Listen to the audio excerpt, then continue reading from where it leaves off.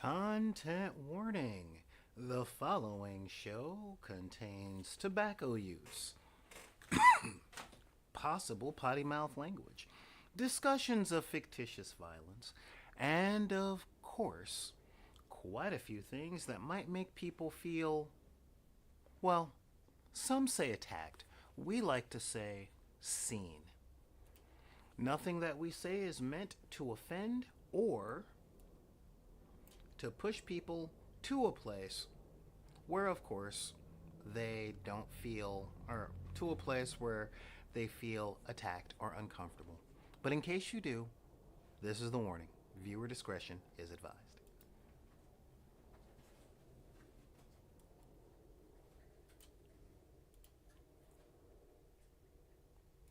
Well, that was fun. Are you starting the music or what?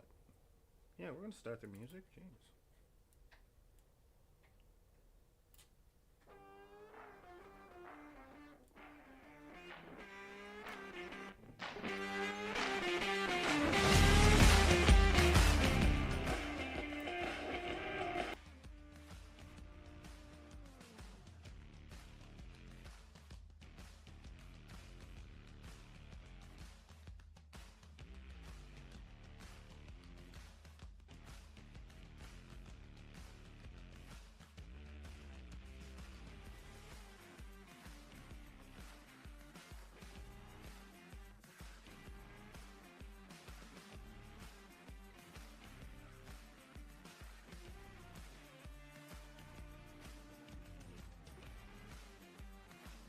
Well, hello, everyone out there. Today, I am Solar Gray, the Cinematic Sorcerer, and I'm coming at you from the Wizard's Tower. And I would like to welcome you and all of your friends to the dark side of the room. This is the show where we talk about gaming, life. Don't you know anything about life, Lisa? You know, just so much stuff that we're getting into. Hang on. There we go. Now I know I can actually hear myself and all of that jazz. So, I will say pull on up, do your thing, and of course, join us here on the show with the sci-fi and all of the gaming stuff. What's going on, Knights of G? What is going on, Zan? What up to my boy Daryl, who's probably watching from the YouTubes, which is awesome. Now, before the music starts over again, I just want to let you guys know that I appreciate you, I thank you, and it is awesome that you guys are here. So, let's get on with it. Right! Get on with it! But before I do any of that stuff, I want to let you guys know that if y'all want to contact me, it is really easy. If y'all got something to say, okay, y'all got something to say, well, it's really easy. All you got to do is pull up your keyboard and type in back in the deck at gmail.com. That's BACKINTHEDECK at gmail.com. You can also reach out to me. Well, you know, I still technically have an account on X, but I never check it. But you can reach out to me on Instagram. I'm on that way more than I should ever be on that. And of course, if you are still part of that wretched hive of scum and villainy known as Facebook, then you can reach out via Deckers on the Book. Join our actual community where we talk to each other and all of that jazz. You know, show us what you're making. Talk to us about what you're playing. Just tell me I am playing wrong about the fever dream punch drunk stuff I rant about on this show. Oh man, yeah, work schedule is crazy, bruh. I get you so hard with the work schedule being crazy. And of course, today we are talking about some stuff, and I love talking about some real stuff. And I do. I mean that very sincerely, because we have some interesting things to talk about. Like I said, we are going to talk today about the decades in gaming. And you might look at me and you might go, Solar, what are you talking about? The decades and what does that mean? What are you talking about, you crazy person? And I will tell you, okay? I will straight up tell you what that means, okay? Um, Now I think it was 3, 4 days ago. I was working, and when I work, I put on just YouTube stuff. Okay, that's what I do. I put on YouTube when I'm inside the container because I can listen to stuff. Okay, I can listen to stuff while I'm in the sweat box. And while I'm in the sweat box, I can listen to YouTube videos. I can think about life, the universe, and everything, and I can talk to myself because my coworkers already know that I've been in therapy since the second grade, and not to mess with me, man. Don't be messing with me. I'm talking to myself, but I'm being careful with the freight. You get one or two. That's it. That's all I got, man. Yeah, no. See, I'm just really bad at that. I can't even do the Eddie Murphy impression of an angry dude. Of course, my anger is closer to Lewis Black or Dennis Leary because stand-up comedians were my male role models. That and comic books. I wish that were a joke. Anyway, and one of my favorite people to check the workout of is Adam Conover.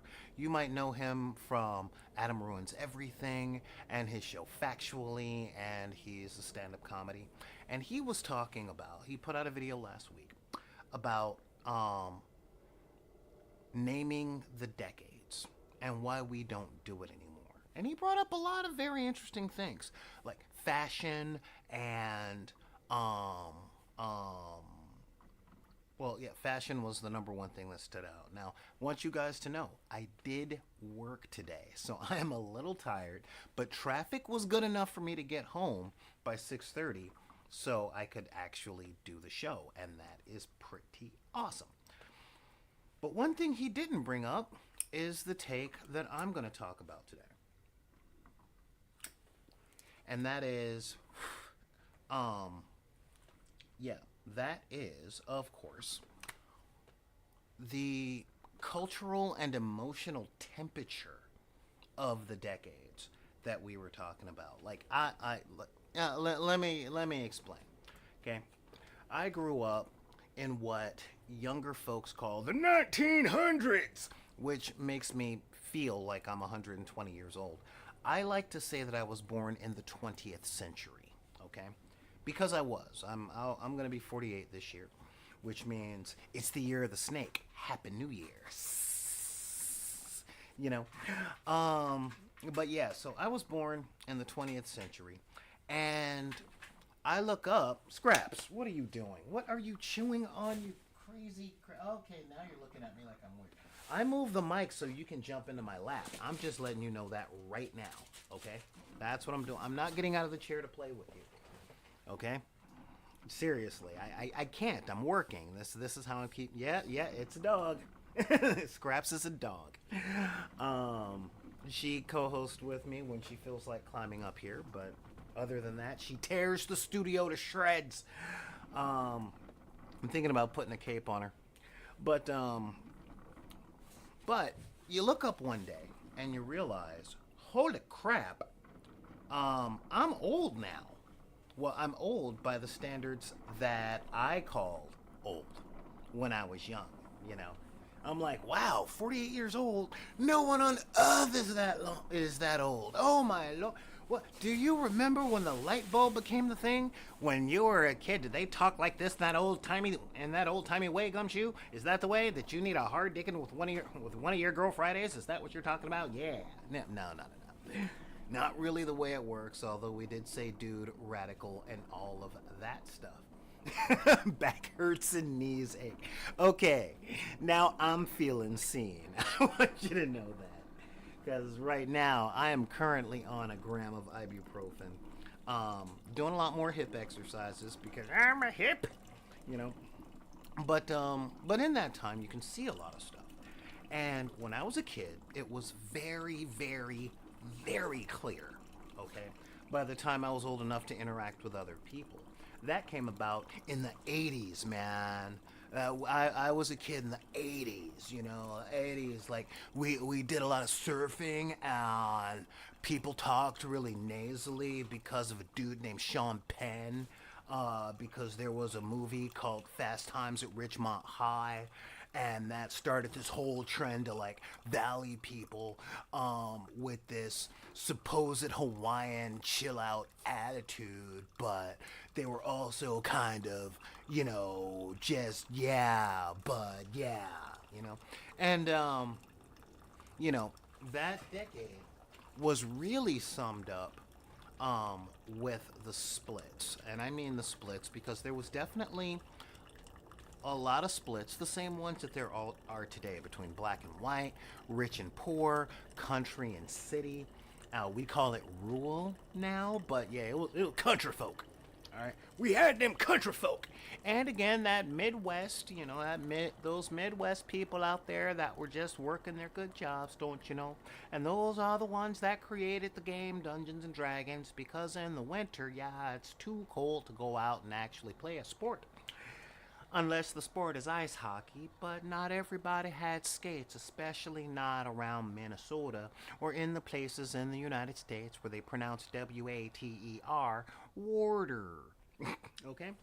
Um, I am gonna get so lit up by my friends in the Midwest, you know. But look, as far as my Midwest people go, we got both. Exactly. All right. So I was expecting to get lit up.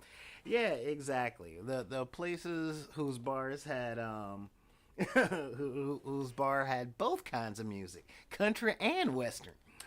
Um, but beyond all of that, we had different aspirations. Okay, in the idea that we had them. All right. Now I want to take you all the way back to where all of this started. Now, I'm going to talk about boomers, and I'm not going to do so in a derogatory fashion, all right? Because honestly, what we call boomers when they were in their post adolescent years, if you guys are new to the channel, I label post adolescent the burgeoning of adulthood and the entering of the workforce outside of school, okay? So I don't mean summer job or after school job. I mean um, the first time in your life where you no longer live with your parents, but you might go over there every weekend to do laundry because, good lord, laundromats, right? So we're talking that 18 to 22 age span. That's what I call post adolescence. This is when you're an adult for the first time, but your adolescent hormones are still spinning, but not as much as when you were 16. All right. Um, but there was a big difference, a lot of rites of passage and things that went through. But in the 60s, those rites of passage would define pop culture and most culture for the next 50 years. I BS you not. Okay. The mid to late 60s is where we're going to start. And this was a time where we were in the space race. Um, Kennedy was president, and there was it was interesting because Kennedy wanted to turn America into the new Camelot. I mean that like from the musicals, but he didn't do it in spring. Never in springtime. Um, and he only got a couple of winters to do it. Read a book. But there was a sense of the future is coming, and the future was very much assured. Okay, this was really big. The young people back then knew that the future was happening, and because of the 1950s, understand the 1950s invented the teenager with James Dean. Okay, that not no more a girl, not yet a woman, no longer a child, but definitely not an adult, came about with James Dean. I mean, Rebel Without a Cause was the first thing that came out where it was like, no, you're young, you're still elastic, you have all the passion in the world, and none of the life experience that begets wisdom. Okay. Notice I'm saying none of this in a condescending or pejorative manner because I mean, seriously, that's just what living is. But before then, you were a child, then you were an adult. That was it. There was nothing in between. And if you go back and look at like some high school pictures of people in the 1940s and the 1950s, they were middle aged by 16.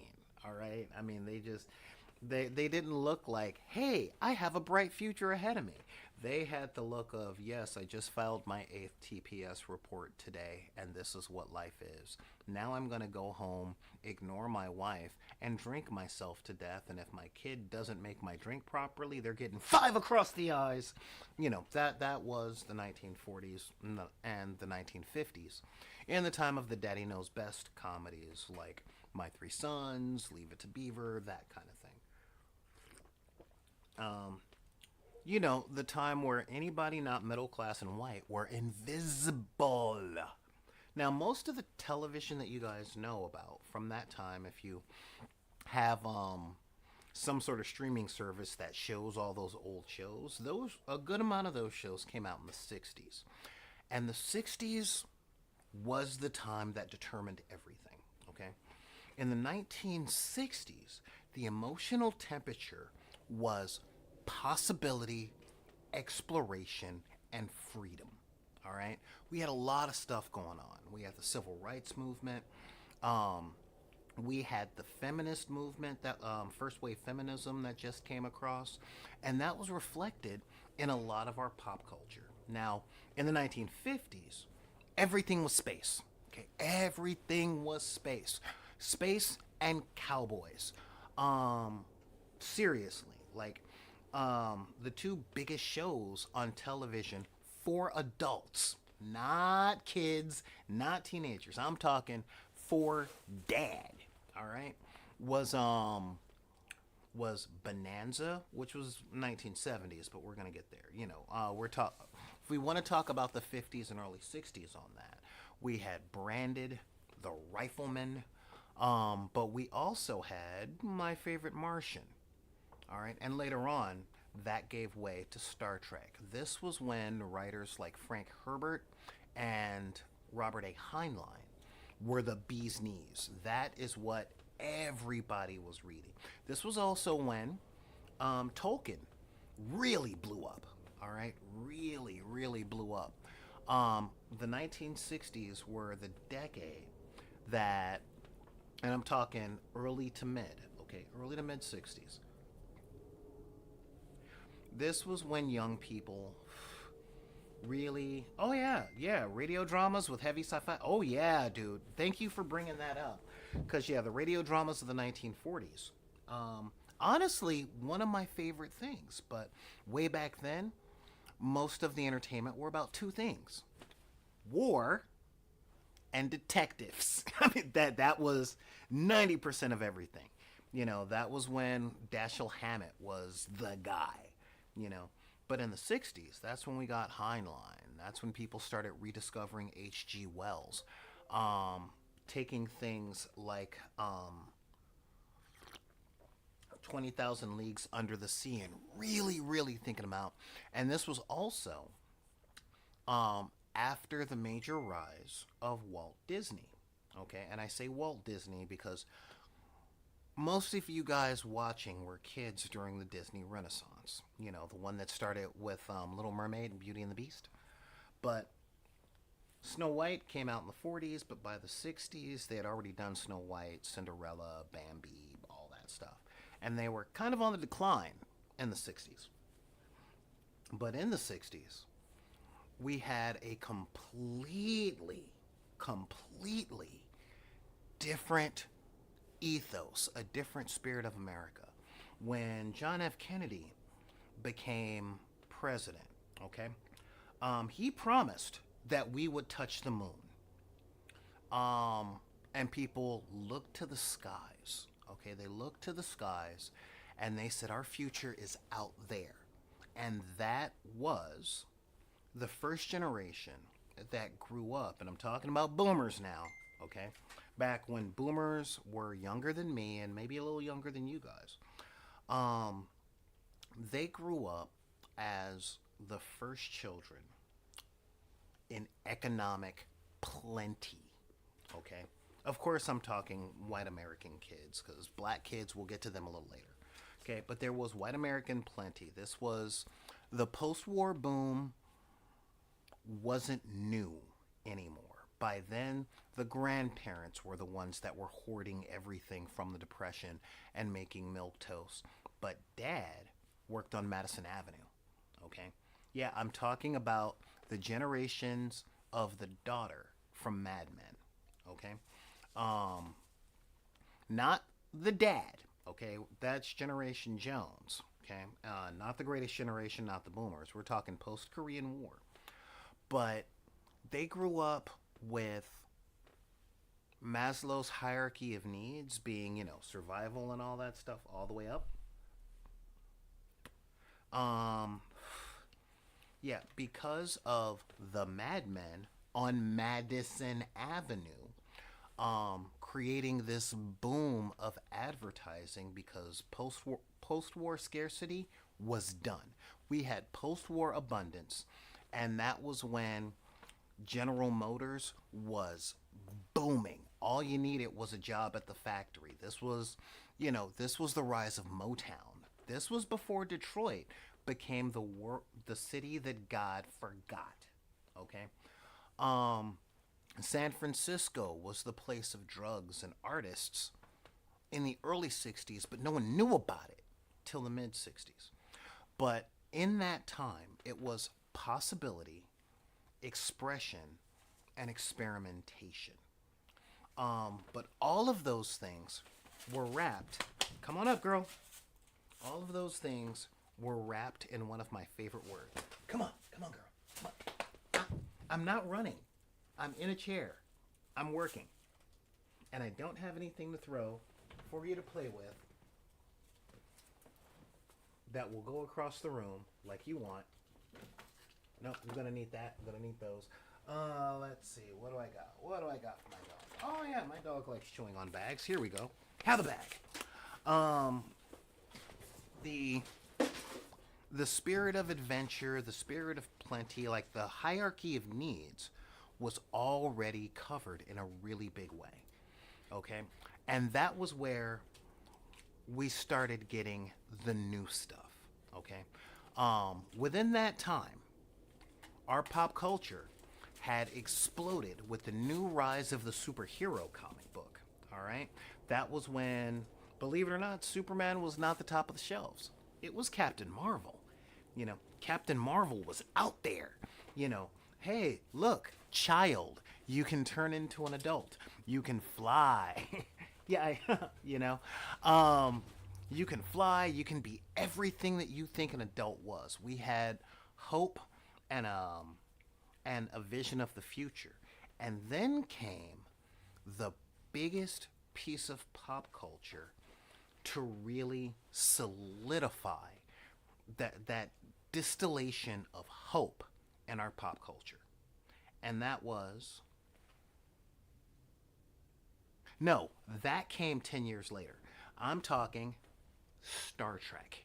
Okay? Star Trek came out and it was the first time on TV where we had an international cast. I remember Whoopi Goldberg actually said in an interview when she first saw Star Trek, she saw Uhura and she ran out the room, ran to her mom and said, Mama, there's a black lady on TV and she ain't no maid. That was the 60s. It was the first time where everyone could see themselves everywhere. Okay? We had a lot of great pop culture, don't get me wrong. Again, Heinlein was kicking the world in its teeth with all of his sci-fi stuff. I think it was Starship Troopers had already come out, Friday had already come out.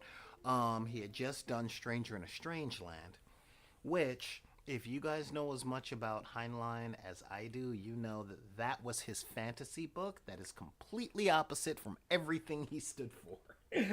He was closer to the Starship Troopers end of things than he was Stranger in a Strange Land, you know. But but there was this big piece of possibility that came out. We had so many different things, even though there was still this line of conservatism, this underlying conservative thing that was there. Example, when you watch I Love Lucy, Lucy and Ricky still sleep in separate beds. Okay? However, there's an international cast as the bridge crew on Star Trek. Sure, it was the white guy as the captain, but the science officer was an alien. Um,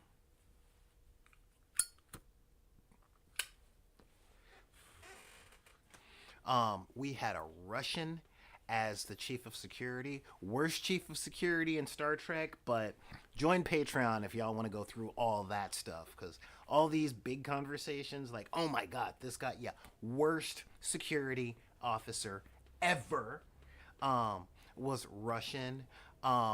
We had Canadians on the crew. We had the Southern Doctor. We had the Midwestern Farm Boy Captain. We had a bleeding Scotsman as the head engineer. And most of this stuff was still in that time in America where not all the people that you would consider white today were. We still had a problem with the Italians, the Irish. We had a problem with the Scottish, but only because America didn't know the difference between Scotland and Ireland, even though there's a large body of water in between the two places. But I digress. And we had morality plays in space. You know, my favorite writer of, or my favorite television writer of all time was just kicking the world left, right, and sideways with the Twilight Zone. We had imagination, we had wonder, we had hope. And all of this came out in our comic books, in our movies, and our television specifically. But now we're going to go on to the late 60s. We're talking 66 on, all right? This was big because November 22nd, 1963, we took a massive blow. Our first massive blow since Pearl Harbor. And that was the assassination of John F. Kennedy. Okay? That was the first time the adults of the country was like, whoa! You know, the kids didn't quite know what was going on. They were watching Star Trek.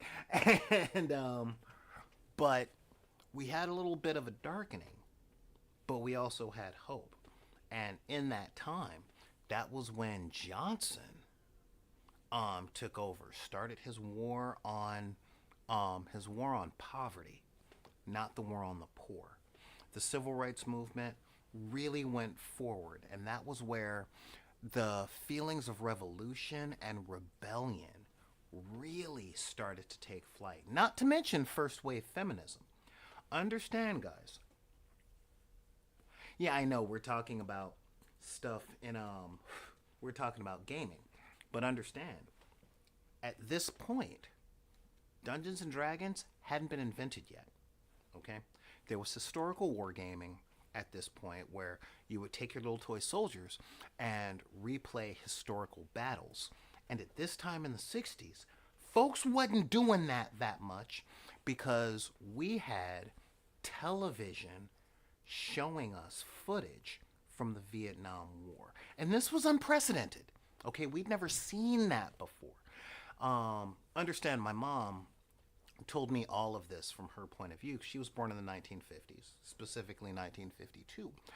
And she was telling me what it was like there.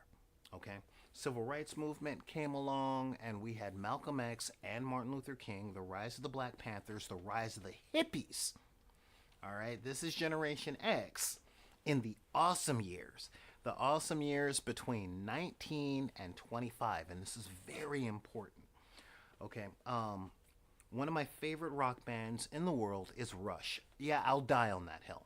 And these were the years where they say, we're young, wandering the face of the earth, wondering what our dreams might be worth, and learning that we're only immortal for a limited time. Okay?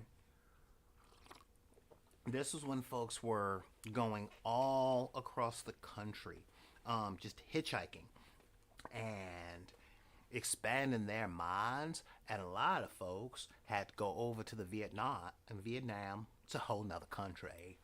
Um, and they were experimenting with things, and they had free spirits. And in that free spirited time, they did a lot of things. However, they had parents and a lot of siblings that were on the opposite side that were saying, no, get a job, cut your hair, um, start a family, you know. And these were the years that people started going to college, but it wasn't mandatory. You know, these were the years, the late 60s to early 70s. These were the years where you didn't have to go to college. You could take over the family business, which was a store, or being a landscaper, and you didn't need to go to college to become a garbage man. This was when a lot of America was a bunch of spread out provinces. Okay, I brought up the Disney Renaissance, and these were the years. And again, we're talking late 60s, early 70s. All right, and this is important because this is when the people that shaped pop culture were also young. All right, now there's a generation after hippies. And understand what most people think is a generation that 20 years, there's a front end and a back end. All right, and that front end are the older siblings of the back end. Okay, I'm at the back end of Generation X. All right, that's the whole thing. I wasn't a kid during that 70s show. I was a baby. Okay, but I'm about the same age as the younger sister from Stranger Things. That's where I am.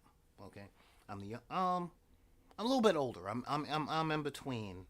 I'm in between Lucas and his little sister. That's about where I am. And within that time, there was a lot of turmoil, and there was a lot of disillusionment. Matter of fact, Hunter S. Thompson wrote that those were the years that the wave of the free love movement had broken and rolled back. Okay? There were a lot of things happening in the 1970s that really played in to our pop culture. And it was the first time in a lot of years that we really fell into escapism. Okay? Vietnam was really going. I mean, it had started for real in 1965, but by 1970, a lot of things had changed. Now, the major thing that showed a cultural change in pop culture. Oh, yeah, I'm getting there, Pretty Beard. I am getting there. Okay. Was, of course, the moon landing in 1969. We had stepped on the moon, and at that point, anything was possible. Okay, in 1969, anything was possible. Our civil rights leaders were all gone by then. Okay, 68 was when Robert Kennedy died, and that put our country in a big funk. All right, and at that time, the young people with the imagination looked toward the future, looked to everything, and that was what was reflected in the music. Okay, that was when we had our biggest protest songs. However, if you take a look at music and the expression of art, two things happened. And this is very important because this all rolls in to the invention of games that we play and the reasons that we play it. But this is also kind of a the late 20th century for dummies, which goes directly into how we talk about decades. All right. Um, so in the 60s, we had experimentation, we had free love, we had all of these things that were out there, Technicolor and all that stuff, and that was when we got the music of the time. In my opinion, truly distilled and and presented to us in three musical groups. Those three musical groups being the Beatles, the Jimi Hendrix Experience, and the Doors. Okay, um, when you think when you think the 1960s, all right, those are the three that come. A lot of people are like, yeah, what about the Beatles? Beatles were 50s.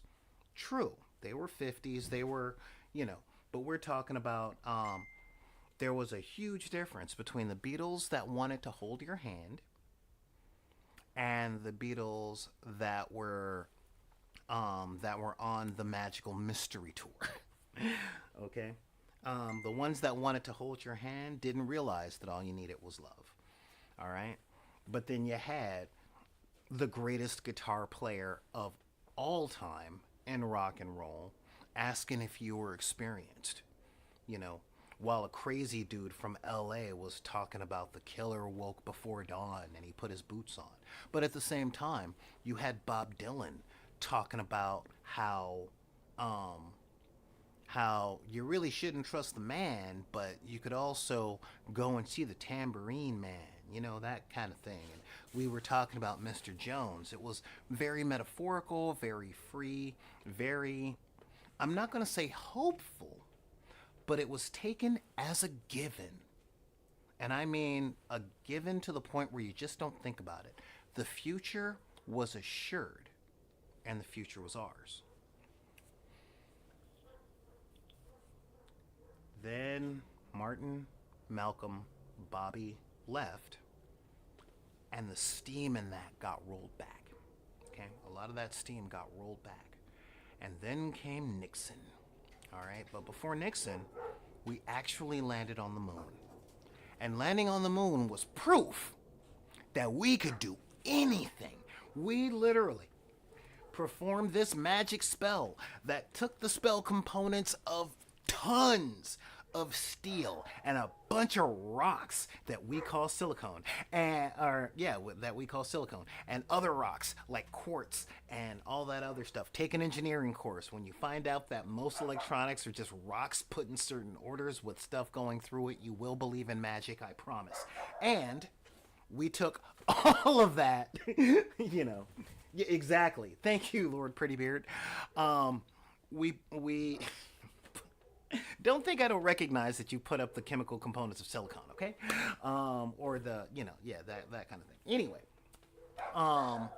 so we had that sense of wonder, okay? Um, we totally had that sense of wonder, but we saw that our protests didn't stop the war in the way that we wanted it to. And our pop culture heroes were also leaving us, let's say. I don't know the YouTube way to say it, and I don't like using on a live because I watched the Spider-Man show. Um, no, I watched the Spider-Man cartoon that coined that phrase. Um, so by that point, Hendrix was on his way out. Janis was gone. Jim Morrison was gone. The Beatles had broken up.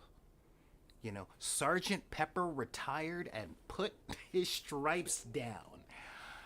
And that was when my parents, okay, the boomers, had gone into actual adulthood. And that was You see this part on Forrest Gump where Jenny stands on the balcony to the hotel room, thinks about jumping.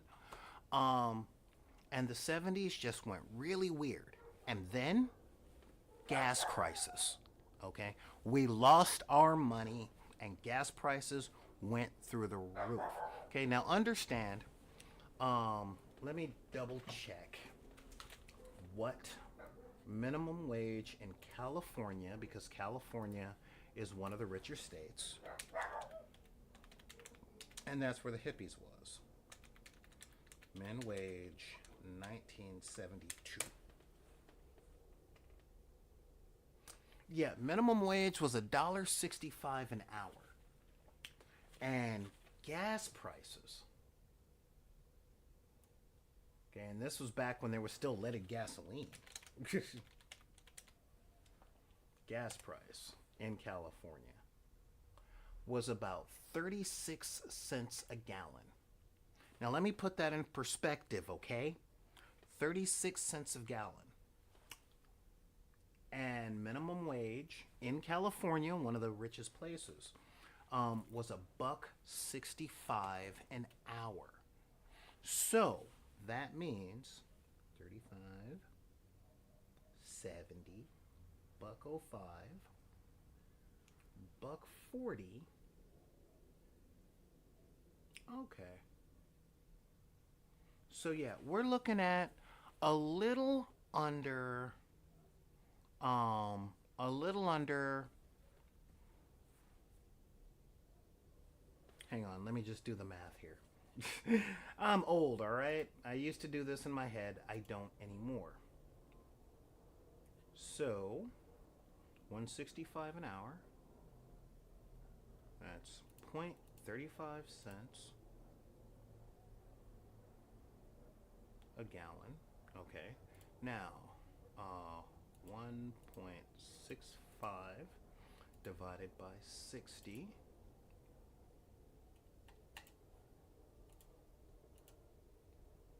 All right. 2 3/4 cents a minute to 13 times 6. All right, times 2. Yeah, so we're looking at 12 minutes of work. Yeah, 5 gallons an hour. So 12 minutes of work for a gallon of gas, or 5 gallons an hour. Which is a little bit more than it is now. In California, minimum wage for someone at McDonald's is $20 an hour, and the cheap gas is about $4. So, yeah, all right. So we're looking at that. Okay. And you run away. My dog hates being picked up. Anyway, I got nothing else to throw, darling. You know, nothing else to throw. Except this. So,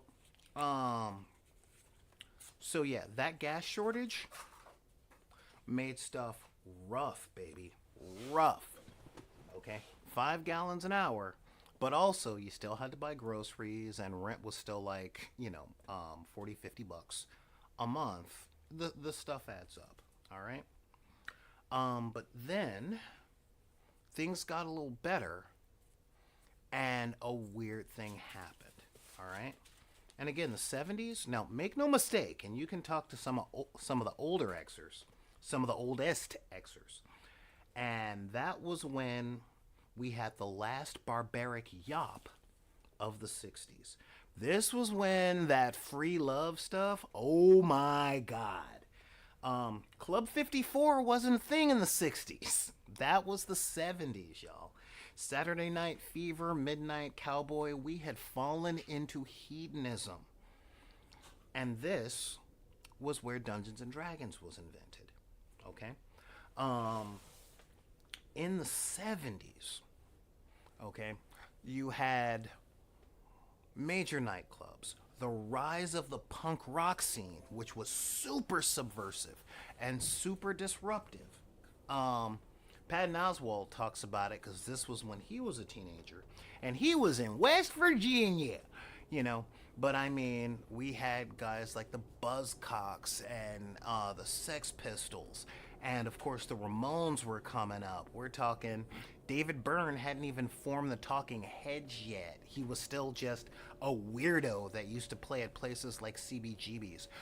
We had like the rise of Bad Brains, and like the punk rock scene was real, you know, especially in the UK, you know, especially in the UK.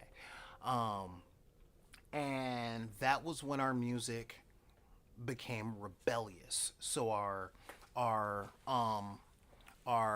older siblings, all right, our 19, 20-year-old college age siblings were angry that they'd missed all the good stuff, and that the stuff that our parents told us, you know, go to work, go to school, get a job, cut your hair, all the hippie stuff, or all the stuff that was told to the hippies, these teenagers went two routes that converged into one route, okay, in the 70s. Now, notice, I'm talking about all these cultural things that happened and how people felt about it in each generation or in each decade.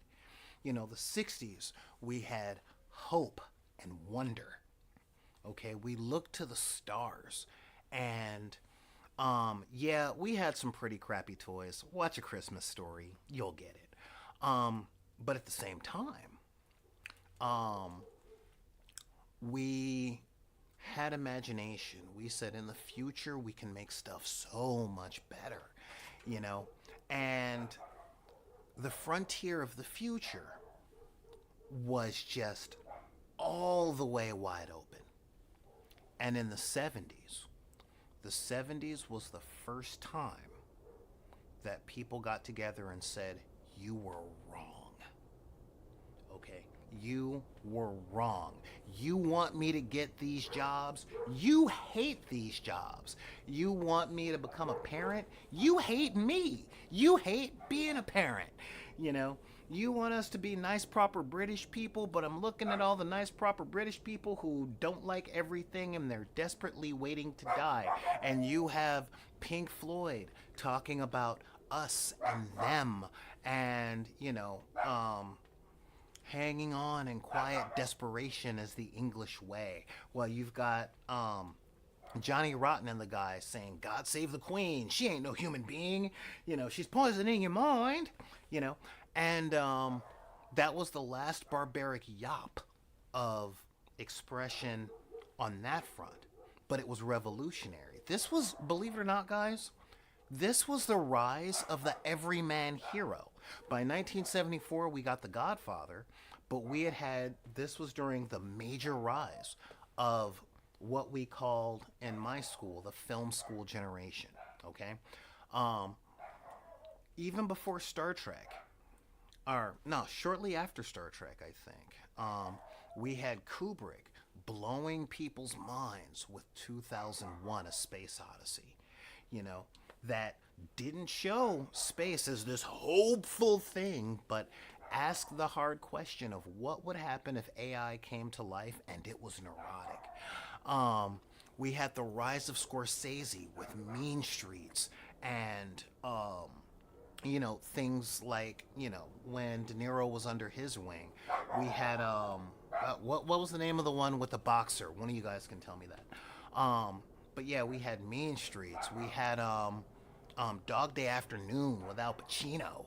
You know, we had Spielberg scaring the pants off of the world with a shark. You know, this was the rise of the blockbuster and the rise of the everyman hero, where, you know, in the 60s, we had Bond, and not just any Bond. We had Connery as Bond, you know, and then we go from Bond to Roy Scheider? From, I'll take my martini shaken, not stirred. I'm going to hit someone in the booty. There you are. To, we're going to need a bigger boat. What, we're going to, no, a bigger boat, right? Like, we need a bigger boat. I don't even like the ocean. I just came here because I hated New York, and I'm not welcome there, and it's never explored my backstory. But a shark? We have to close the beach, Mayor. You know, but But our imagination had gone from the stars and from what possibility was to the mundanity of every day. Okay? We went from we're in space having an intellectual um, mind off with a sentient computer, okay, to I'm robbing a bank to get my transgender girlfriend money to go through surgery, you know. And if you don't know what I'm talking about, that's the plot of Dog Day Afternoon. It was Al Pacino robbing a bank so his transgender significant other could get surgery. That was him screaming, Attica, Attica. You know, gone were the days of the Bible epics, and in were the days of look around and boy, aren't things messed up. Enter Dungeons and Dragons. Okay? Um, while the streets were dirty, people were getting mugged, um, and the Midwest was frozen over because gas prices had gone through the roof because of oil shortages, which also affected the heating in people's houses. Boom. We need escapism to a different time.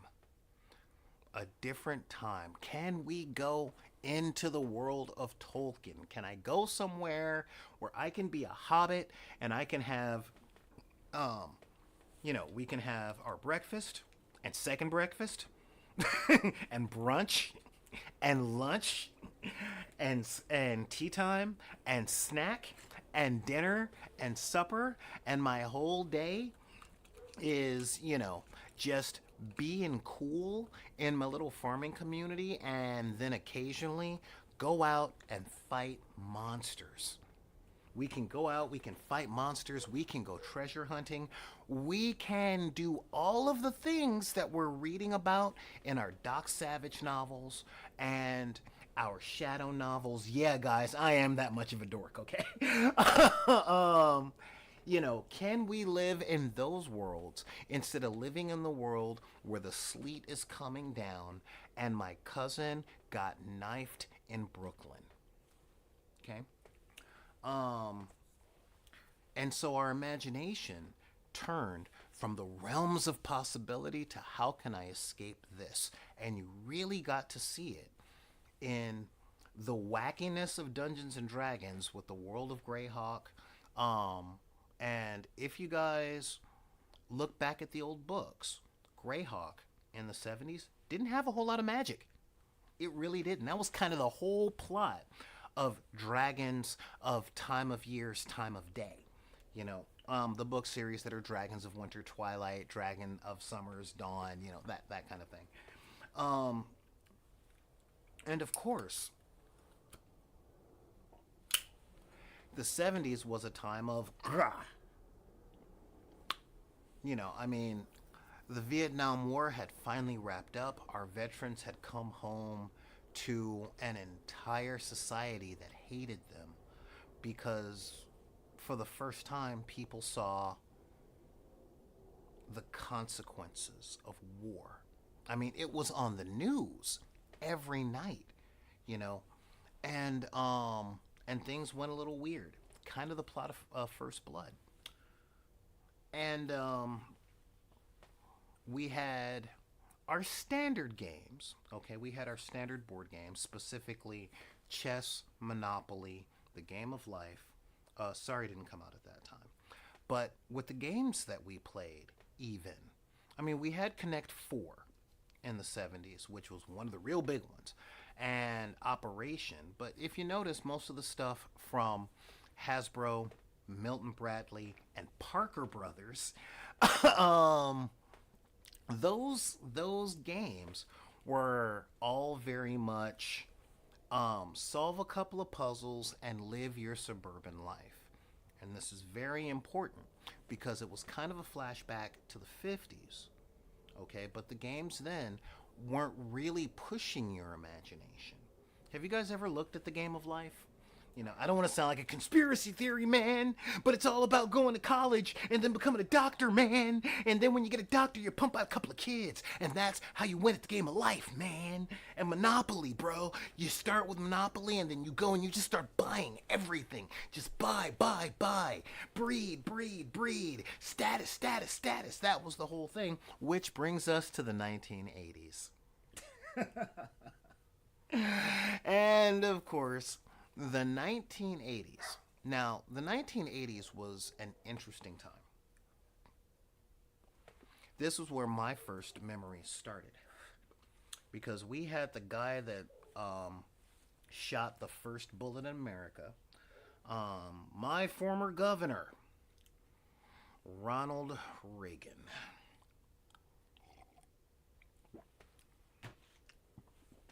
Ronald Reagan, actor, politician, demon. Yeah, I said it. You can at me all you want. I don't care. Why do I say that? He did a few things in California that he then did with the rest of the country that are reflecting on things nowadays, like cutting funding for mental health. He actually started the first talks about gun control because of the Black Panthers in San Francisco, because in the 60s he was the governor. And the Black Panthers were like, we're tired of police brutality, so we are going to walk the streets armed to make sure that police do their job properly and don't look for reasons to beat up black kids in Oakland. And when we're not doing that, we're going to do school lunch programs. We're going to make sure people's rents are paid. We're going to make sure that kids are fed. Okay? And, yeah, Reagan had to put a stop to that. And then when he became president, now, I have to bring this up because I hate him. But when he was an actor, he was head of SAG, head of the Screen Actors Guild. This is literally the Actors Union. So he was president of the Actors Union, and one of his first jobs as president was to union bust. Okay, and this is an important piece. Okay, an important piece of history that reflects on the 80s and what it was. So he busted up the unions. Started with the Air Traffic Controllers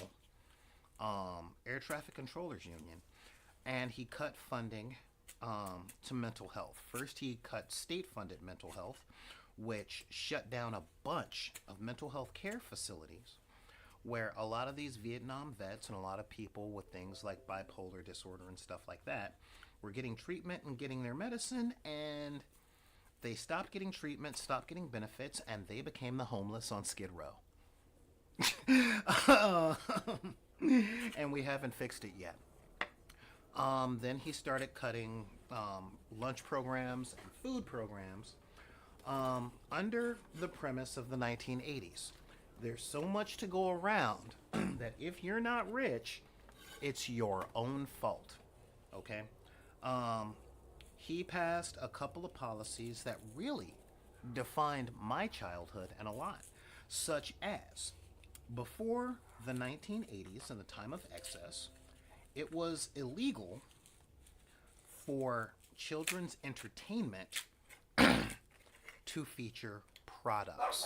Okay? Now, I skipped over 77, the year of my birth, because if you guys are nerds, you guys know a major thing happened in 1977. The true mixing of fantasy and science fiction that defined an entire generation. Okay, I specifically talk about Generation X. With all the stuff that was going down with the gas shortage, we finally got hope. Hope in the form of A New Hope. A fairy tale starring a farm boy who gets a magic sword from a wizard in the desert, and he goes off to fight a giant monster whose lungs are so different from everyone else you can hear him breathe in the dark. I speak, of course, about Star Wars. And Star Wars did two things. Okay. It turned our eyes back to space in fiction and even in gaming. Um, D&D was doing very well in the 1970s. And when Star Wars came out, that was when Gygax and the boys started working on Spelljammer. Started working on. They released it in the 80s, but we'll get to that. Now, the 80s came along. Cartoons were now able to be in toy commercials, and this is where the Star Wars tie-in happens, because Star Wars was the first movie to be tied in with merchandise. Okay? If your guys' favorite cartoon got canceled, Pirates of Dark Water, you can thank George Lucas for that. Because before, cartoons were just cartoons. You might get a Scooby-Doo lunchbox. You might have had a Scooby-Doo pencil eraser. But there were no Scooby-Doo action figures. Oh my god. Hey, Pretty Beard. What's up? I'm like, that's not Rama, that's not Ender's Game, and for some reason Star Wars clicked 1979. Yeah, that was 79 was Empire Strikes Back, okay? And then came Return of the Jedi. Oh my god. Toy sales went through the roof because everyone loved them some Ewoks. I know I did, because I was a kid at the time. But that was when we got the real Saturday morning cartoon lineup. And when a lot of folks my age and a little bit earlier than me, yes, merchandising where the real money from the movie is made. Spaceballs the lunchbox, Spaceballs the t-shirt, Spaceballs the doll. May the SWAT be with you. You know, I still want my flamethrower. I don't really like making them. Anyway. But that was when merchandising became the rule of the day. From that time, every Saturday morning cartoon was a 30-minute commercial for the toy about the cartoon. This was when Mattel, Kenner, and Hasbro ruled the airwaves. I am talking the years of the Smurfs. Dungeons and Dragons had its own cartoon. We're also talking about, like, the 80s was known for commercialism. They say excess, and we're going to get there. But mainly commercialism and rampant spending. All right. Again, when I was a kid, my cartoon lineup was GoBots, Transformers, Inspector Gadget. Let's see, what else? Centurions and Humanoids, He-Man, G.I. Joe. All of these toys. Okay, and kind of the reason that I would watch all this stuff nowadays, and kind of why I do the stuff I do. So many toys whose advertisements could have been, now kids, go bug your parents until they buy it from you, or they slap you across, or buy it for you, or slap you across the mouth, and after you spit out your tooth, whine and scream some more until you buy this toy. Don't worry if you hear the term planned obsolescence, that won't come into play for 10 years. Okay, but in the 90s, in the 80s, children had imagination that was based on their pop culture. And adults were yuppies.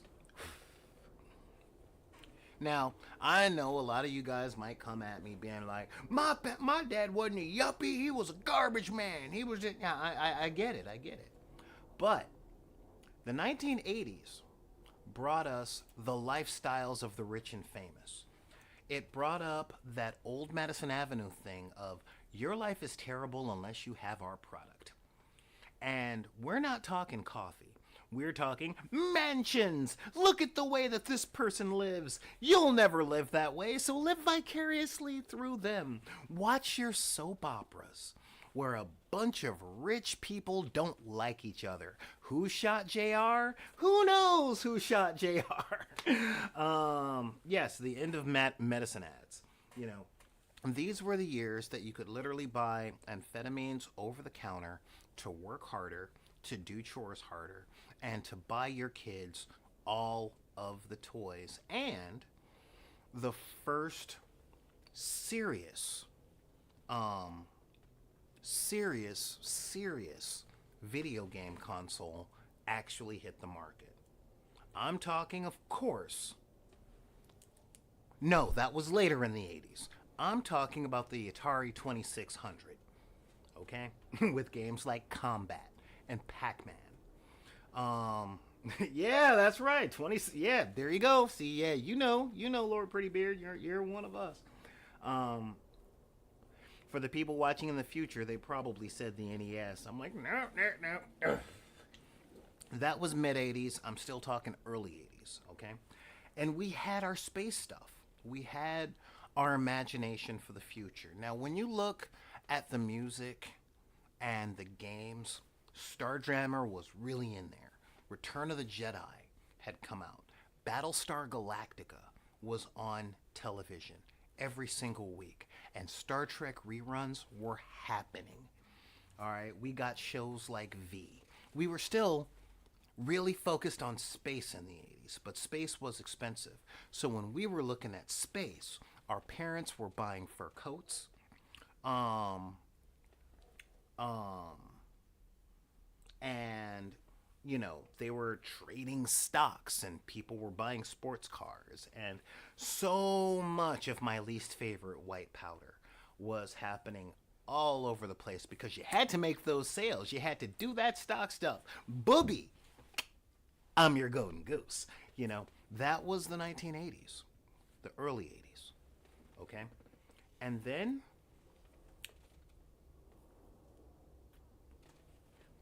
one major change happened. Two, actually. For my friends overseas.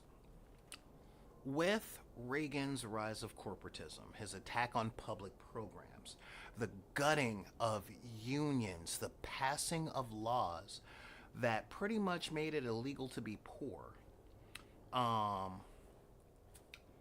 we're literally moving in to what Eddie Izzard called no empire no longer, because we had Thatcher pushing the narrative of individualism. There is no community, there is no society, we are just a bunch of individuals. And this was when what we would call the right wing today really started pushing this thing of if you're poor, it's your fault.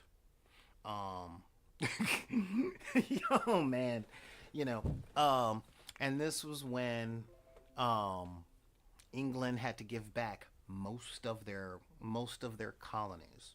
The Falkland Islands War happened, and that disillusioned a lot of people my age in the UK.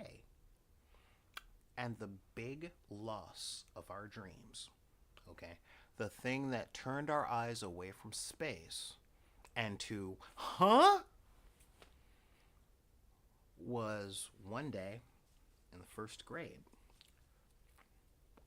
Our teacher rolls the television into our classrooms, and we get to watch the first non-military space flight in 30 years. Featuring a teacher, a few other people, and 2 astronauts. We are literally talking the plot of Armageddon in real life. And we watch the the space shuttle take off, and we're like, oh my God, anyone can be an astronaut. It doesn't matter where you come from. If you work hard enough and you really give it your all and focus and put your mind in there, you too can reach the stars. You might one day walk on the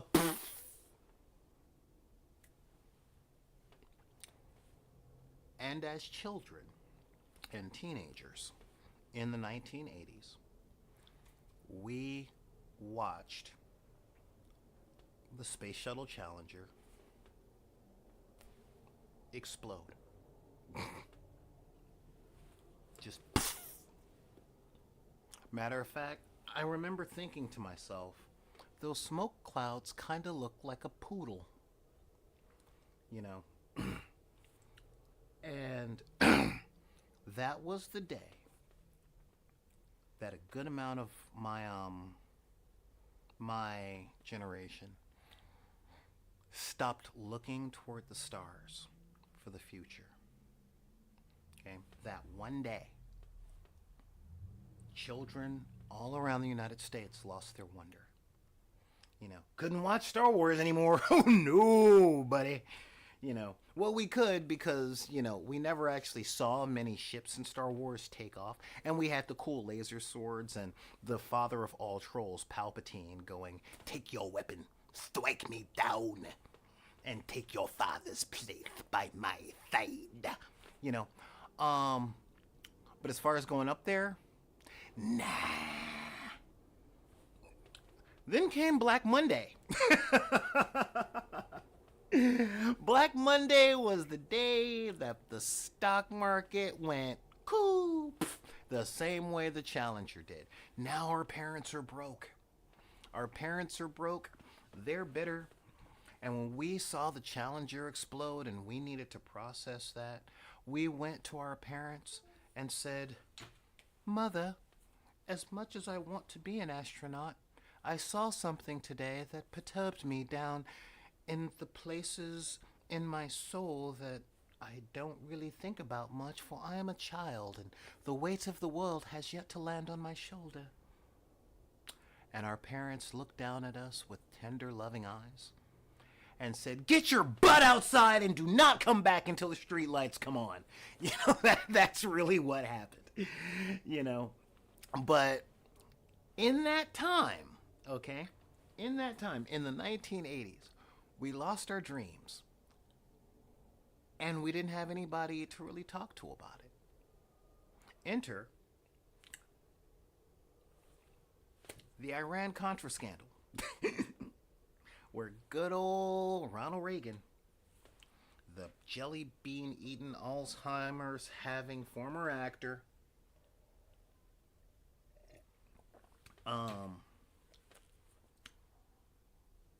is now on trial. Well, actually now puts Oliver North on trial.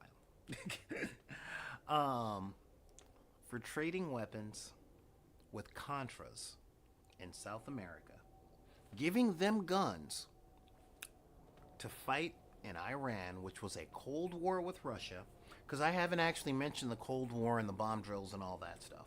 Okay, but again, this was very 70s and 80s. Okay, but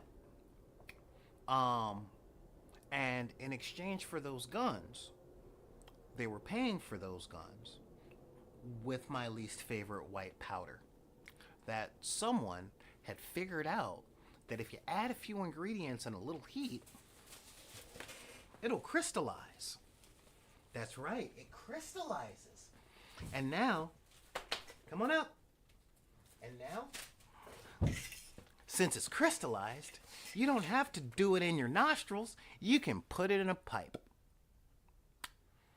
And then came that, along with the idea that in the 80s, money was most important.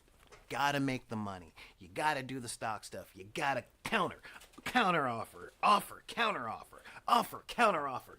Get your commission. Get them lifestyles of the rich and famous. Sell those junk stocks. Buy those computers. Buy those fur coats. Buy those sports cars. And, of course, that's when we had the major pandemic. The major pandemic that said your dreams went up in a puff of smoke. Yeah, your dreams, they went up in a puff of smoke. Either smoke from an exploded spaceship or smoke from a glass pipe. But the smoke took your dreams away. Oh, and by the way, you know how you're waiting to grow up and rub your parts against somebody? That could kill you. And what else happened in the 80s?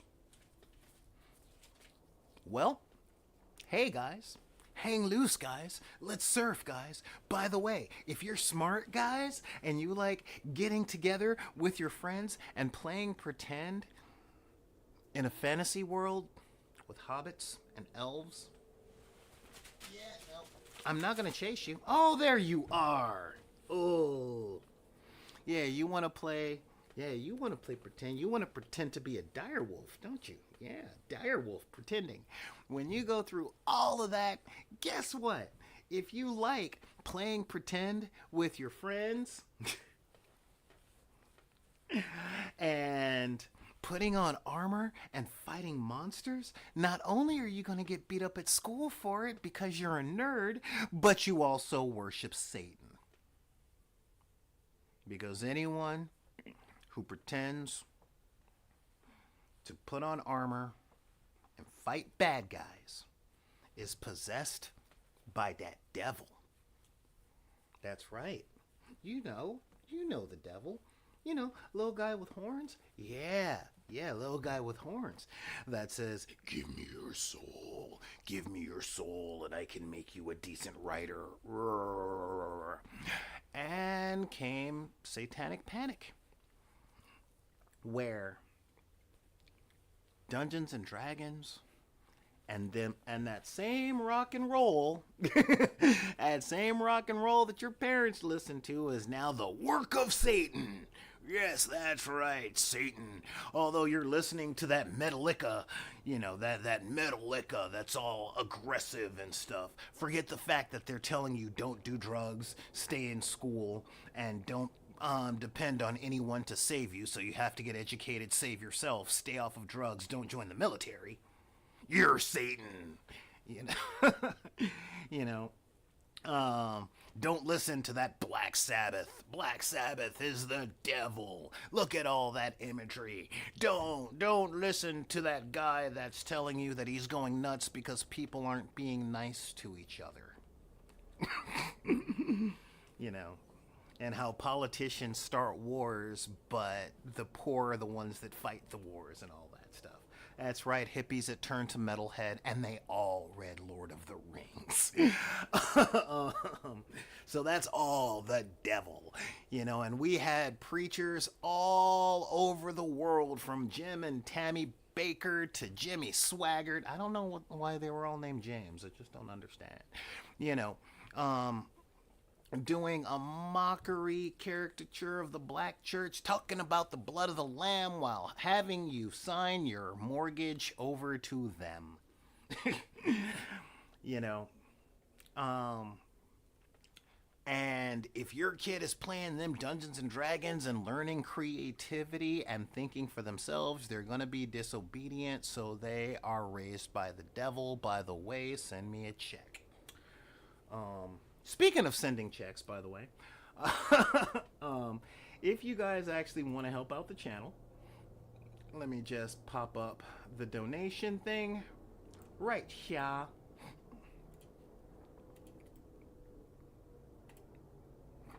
There we go. Just follow that link and donate anything you can if you want. Oh yeah, make no mistake, the Neverending Story was my jam, but I couldn't watch it because my great-grandmother was there, and again, the monsters, the rock biter, the night hob, and the nothing. No, that was the devil. You got it now. No, a little boy riding a big old dog with a voice like that's the devil. Football is the devil. Girls, they the devil. And again, sex can kill you. Sex had enough aid to kill you. All right, it had multiple pieces of aid, one could say. So all of that was the 1980s, while at the same time, we see the world on television with surfer dudes ordering pizza, nerds getting their revenge in ways that aged poorly. And we went from the excess of the 1980s and yuppie culture to just having fun. This was when rock and roll needed nothing but a good time because all they wanted you to do was either to lay your hands on them or pour some sugar on them. But either way, they don't need nothing but a good time. you know? and sure enough, you know, but with that, we also had the rise of hip hop, you know. And in hip hop, that was when you got to hear about what it was like on them streets, all right? That was when hard times was spreading just like the news. And look out, homeboy, they might come for you. You know, these were the times where forces were in full, and the Beastie Boys, instead of getting a license to drive like Corey Haim and Corey Feldman, they had a license to ill. You know, and in that time, our games had become less capitalistic and more competitive. That was when we had things like Crossfire! And again, everything started getting smaller because Japan was rising in tech. And Japan had this fantastic thing that they were doing in the 80s. They would look at what other people invented and said, wow, that is a fantastic idea. Let's make it smaller. We love those computers that were invented in Austria and the United States, but nobody has that much of a room. Nobody has 3 rooms they can dedicate to a computer. So let's figure out a way that we can keep it on a desk. Wow, those Cadillacs are awesome, but we live on a little island. We live on a tiny little island. So we can't drive Cadillacs. There's not enough room on this tiny little island for all those boats. So let's make these things a little smaller. Let's figure out better ways to make them. Let's work on the microchip. Let's make televisions with bigger screens but smaller tubes. You know? And yeah, of course, yes, we like cantaloupe because they don't grow here. And in exchange, we'll give them some of our animation. Yeah, that's it. And as children, we got into games made by Palladium because they gave us the Battle of the Planets, where 5 teenagers dressed like birds could fly planes and fight monsters.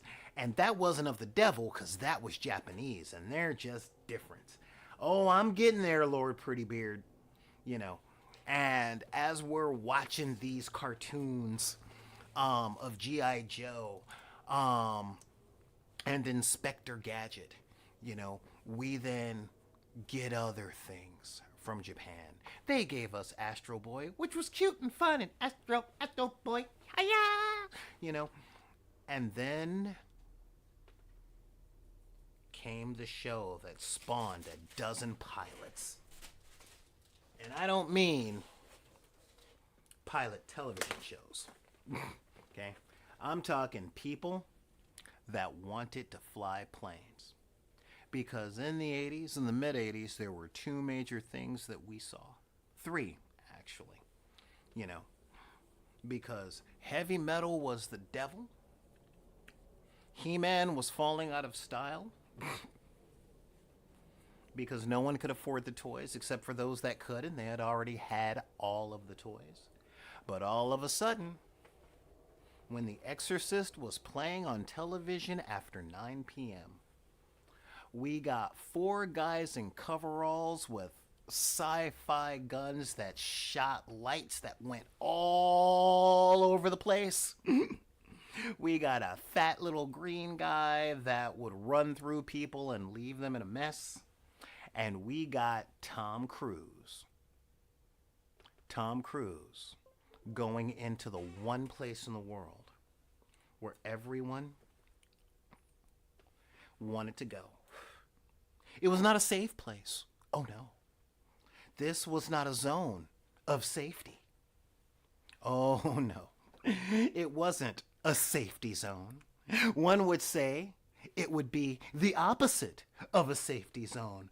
Why would it be the zone of danger? Would it be the zone that made so many people want to play volleyball and go into the danger zone? Is it the place that is the spiritual successor to the Revenge of the Nerds because one of our main nerds had met Tom Cruise and grew a mustache? Oh yeah, I'm talking about the zone. Oh yeah. Oh no. We'd already seen a little bit of risky business. But he took that money he made from the risky business and got himself a sweet ride. A super sweet ride with some sweet glasses. And he went out into the danger zone. He was a gun in the danger zone. One would say that he was the Top Gun in the danger zone. And that made people go, screw space.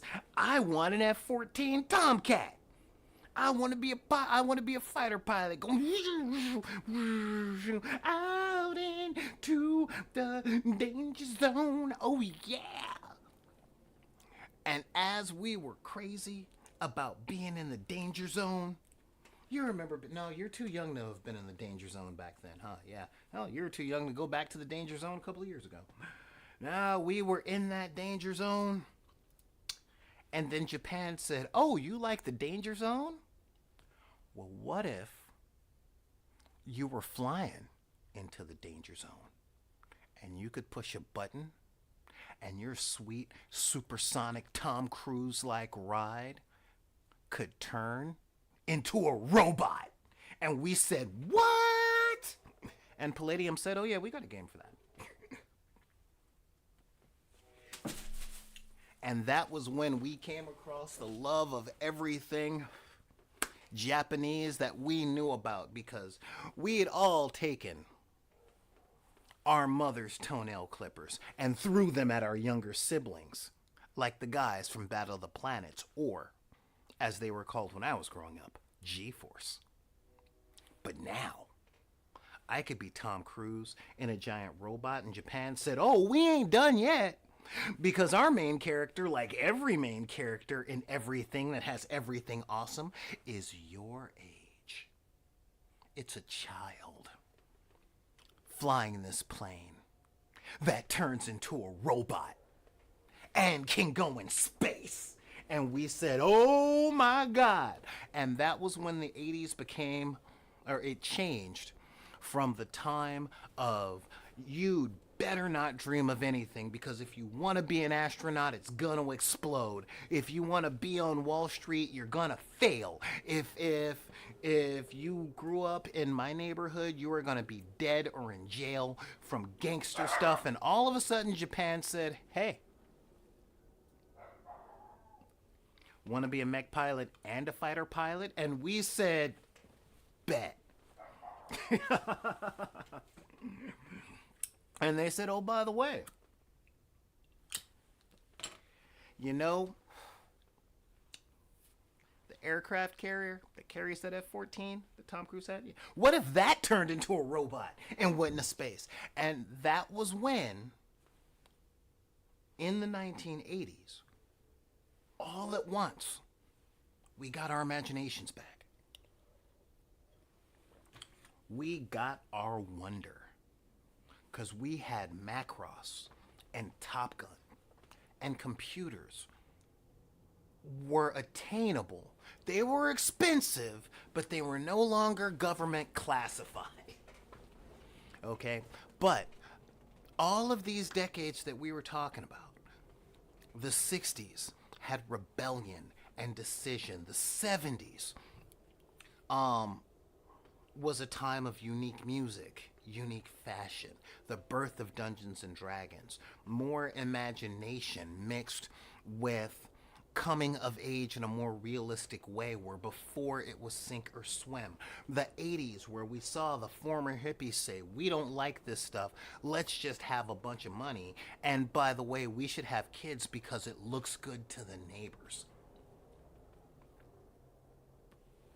Oh, and kids, watch this stuff.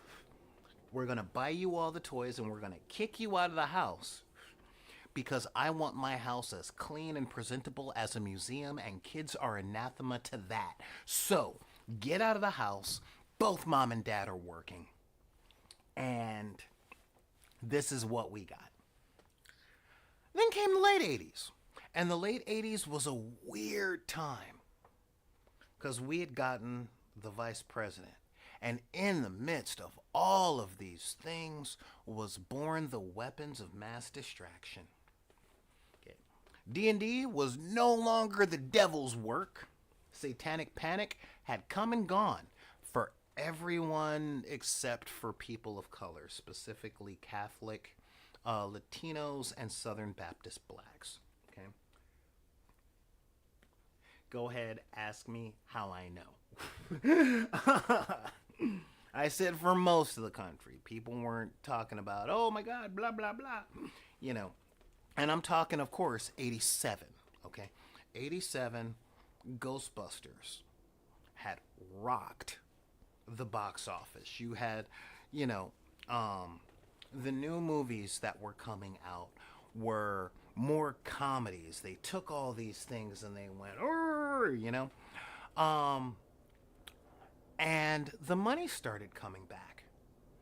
You know, there were more jobs than there were before. Not good ones, just more.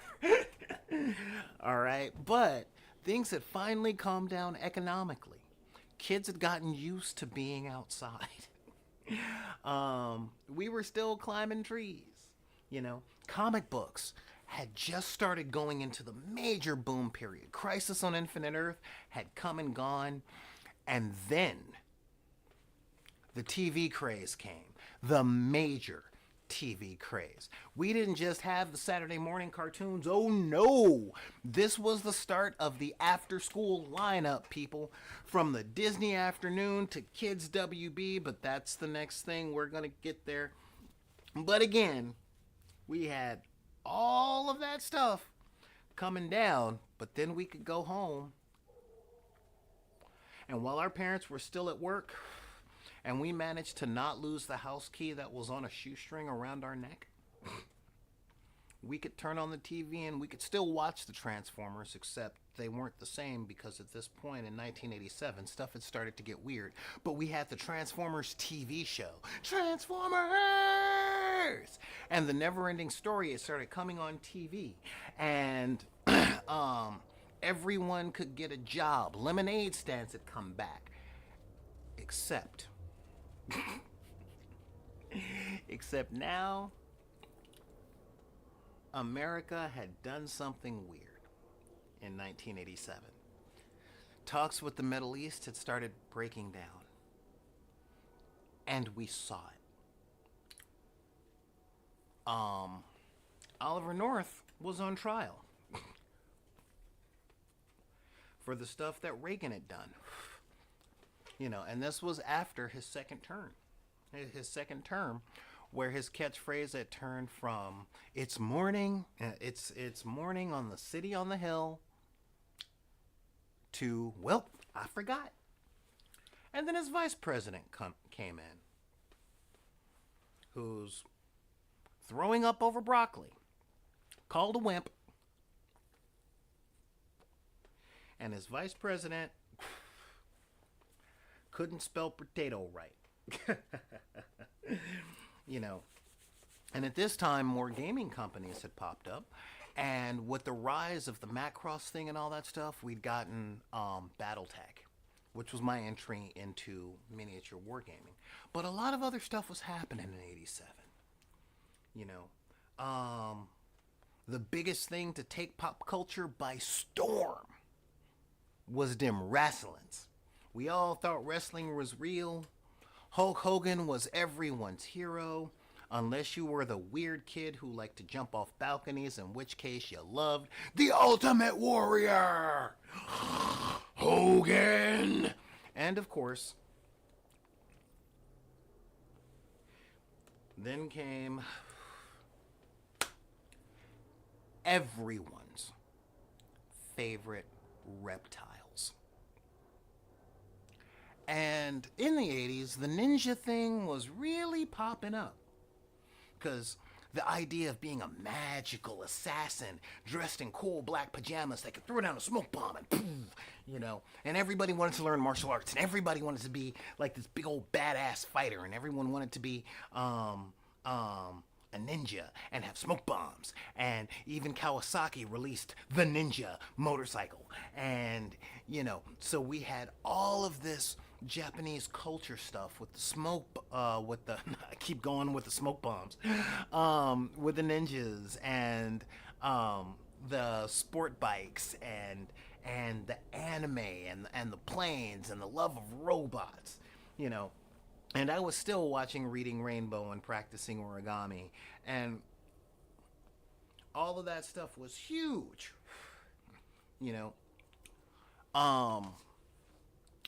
And in the 80s, we had back and forth with turbulence, but it was really the first time that kids had started seeing more stuff that kind of took away our childhood a little bit. But we had the imagination of the now. Okay, I could be a Ninja Turtle. Yeah.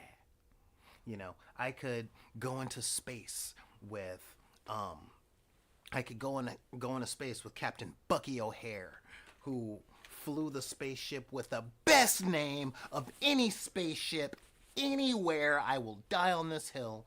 But when I get my own ship, it will be called the Righteous Indignation. That is just such the metal name, And the Nintendo Entertainment System had come out in a way that only Cabbage Patch Dolls before it had come out. We're talking riots in the stores of angry parents looking to buy their kids the toys that would raise them instead of the television.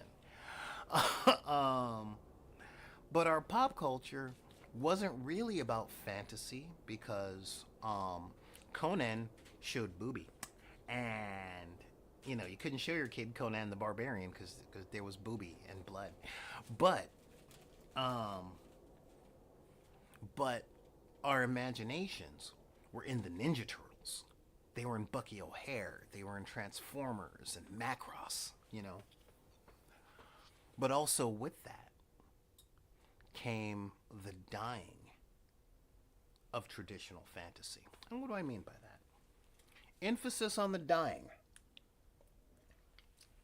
Because growing up, we were watching G.I. Joes stand in the middle of the G.I. Joe battlefield shooting at Cobra and all that stuff, and they were being shot at by Cobra, and planes were exploding, and everyone had a parachute, and they could yell, "Yo, Joe," and no one would get hit by anything. Then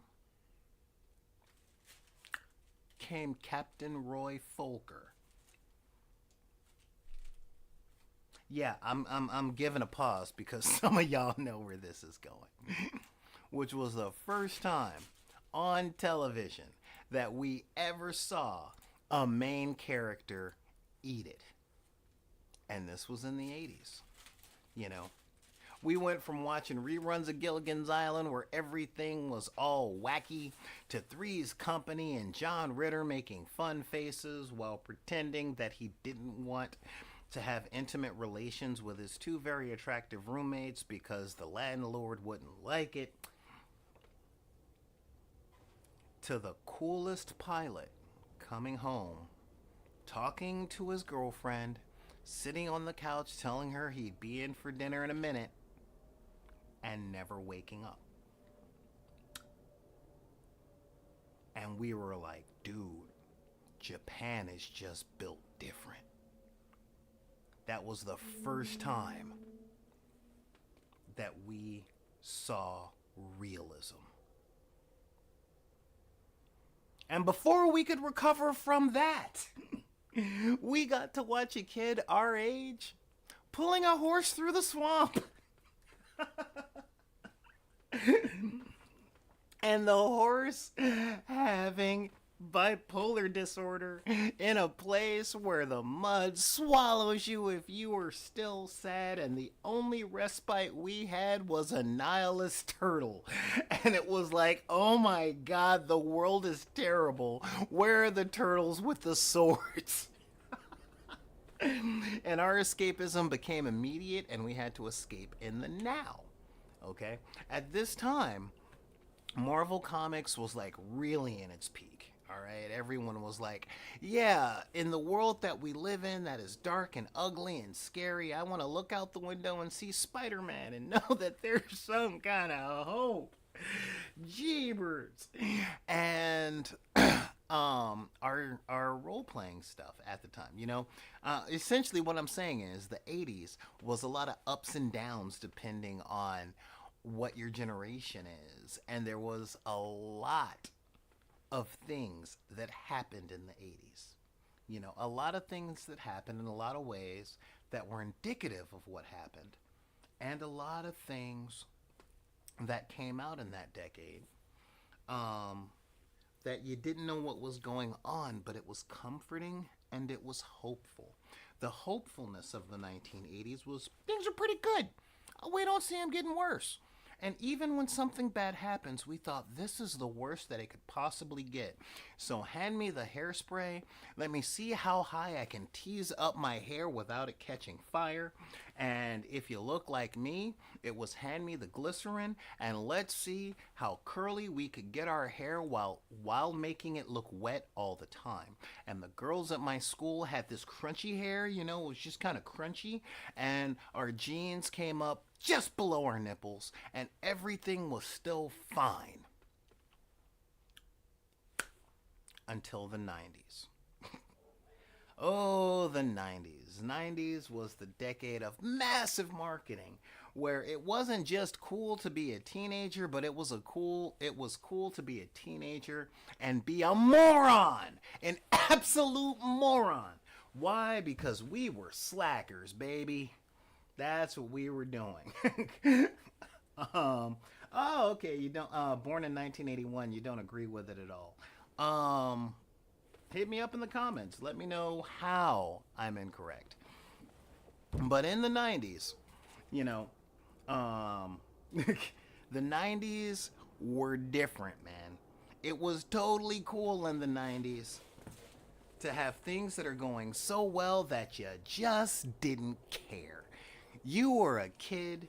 You had the Burger King Kids Club. You had the Kids WB. And the cartoons were honest depictions of teenagehood through the lens of adults. What do I mean by that? Well, we still had Bucky O'Hare. But then we got, yeah, that's right. I say Bucky O'Hare and you start licking me. That's right. I don't know if you've been chewing on poop, so I don't want you licking my face. Um, you still got Bucky O'Hare. But the Ninja Turtles had been going so hard that you got so many copycats. So many copycats. I'm getting to that. I'm getting that, Pretty Beard. Remember, I was there. I was there. And by this time, I'm entering high school. So I have very vivid memories of this. You know, but yeah, I'm talking like 1990s. The comic books are flowing. Our dreams had come back. We had the rise of Rob Liefeld, a 16-year-old kid that got to make comic books with Marvel. What? Inventing the cool, over the top, poorly drawn, cybernetic characters of freaking Cable, and we got our Cable, we got our Deadpool. We were collecting comics because we knew they were gonna be worth money someday, and stuff started getting a little bit grittier because of the Watchmen and the Dark Knight Returns, and Daredevil had been born again finally, and the Punisher had really come out, and Spider-Man was changing his identity every other week, and oh yeah, I'm getting into that, and in the 90s, your kids or the kids had two major roads they could go for. The bright colored tiger stripe, obnoxious neon colors of extreme everything, extreme sports, extreme clothes, extreme games. This is where we got the years of Crossfire. We got the Japanese inspired years of Micro Machines. Could you not afford, or did you not have room for your Hot Wheels because you live in a fifth floor walk up on the Lower East Side? Well, check out these Micro Machines, where a guy that only breathes one time in a year gets to talk as fast and fast and fast as he can, and all the commercials were super memorable. And no one had a Castle Grayskull playset anymore, but that was fine because you could have the Power Glove. Yeah, the Power Glove. The first VR interaction thing. And that was when our games had become serious games. You know, that was when our pewter Battletech miniatures had gotten so much more lore, and you could finally be clan, not just inner sphere. And you got all of this Japanese inspired stuff, and Cyberpunk was out there going, hey, you're a little young and you probably didn't see it, but there's this movie called Blade Runner. Let's check out that world, you know. And but by that time in the 1990s, in the early 90s, okay, two things had happened. Again, two paths. You could go extreme, where Poison had released Flesh and Blood, and Alice Cooper released the legendary album of Hey Stupid. And in my neck of the woods, we had something called Pirate Radio, which was a cross between Dr. Demento and heavy metal, but really hair metal because our KNAC was where they played Slayer. But, you know, and you had like, the really solidification of hip hop as a genre, with stuff like Boogie Down Productions and Public Enemy and Eric B and Rakim were the goats at the time, you know. And oh, Weird Al, I didn't bring up Weird Al because he's ever present, okay, in the same way that I didn't bring up Michael Jackson, Prince, or Bowie, uh, or Kiss. All right. Um, my record collection is very deep. Um, you know, and so you had the positive outlook on life that came from TV and the cartoons. You had DuckTales with Huey, Dewey, and Louie moving in with their rich uncle and going on adventures all over the world, and the introduction of Darkwing Duck because it was time to get dangerous, you know. And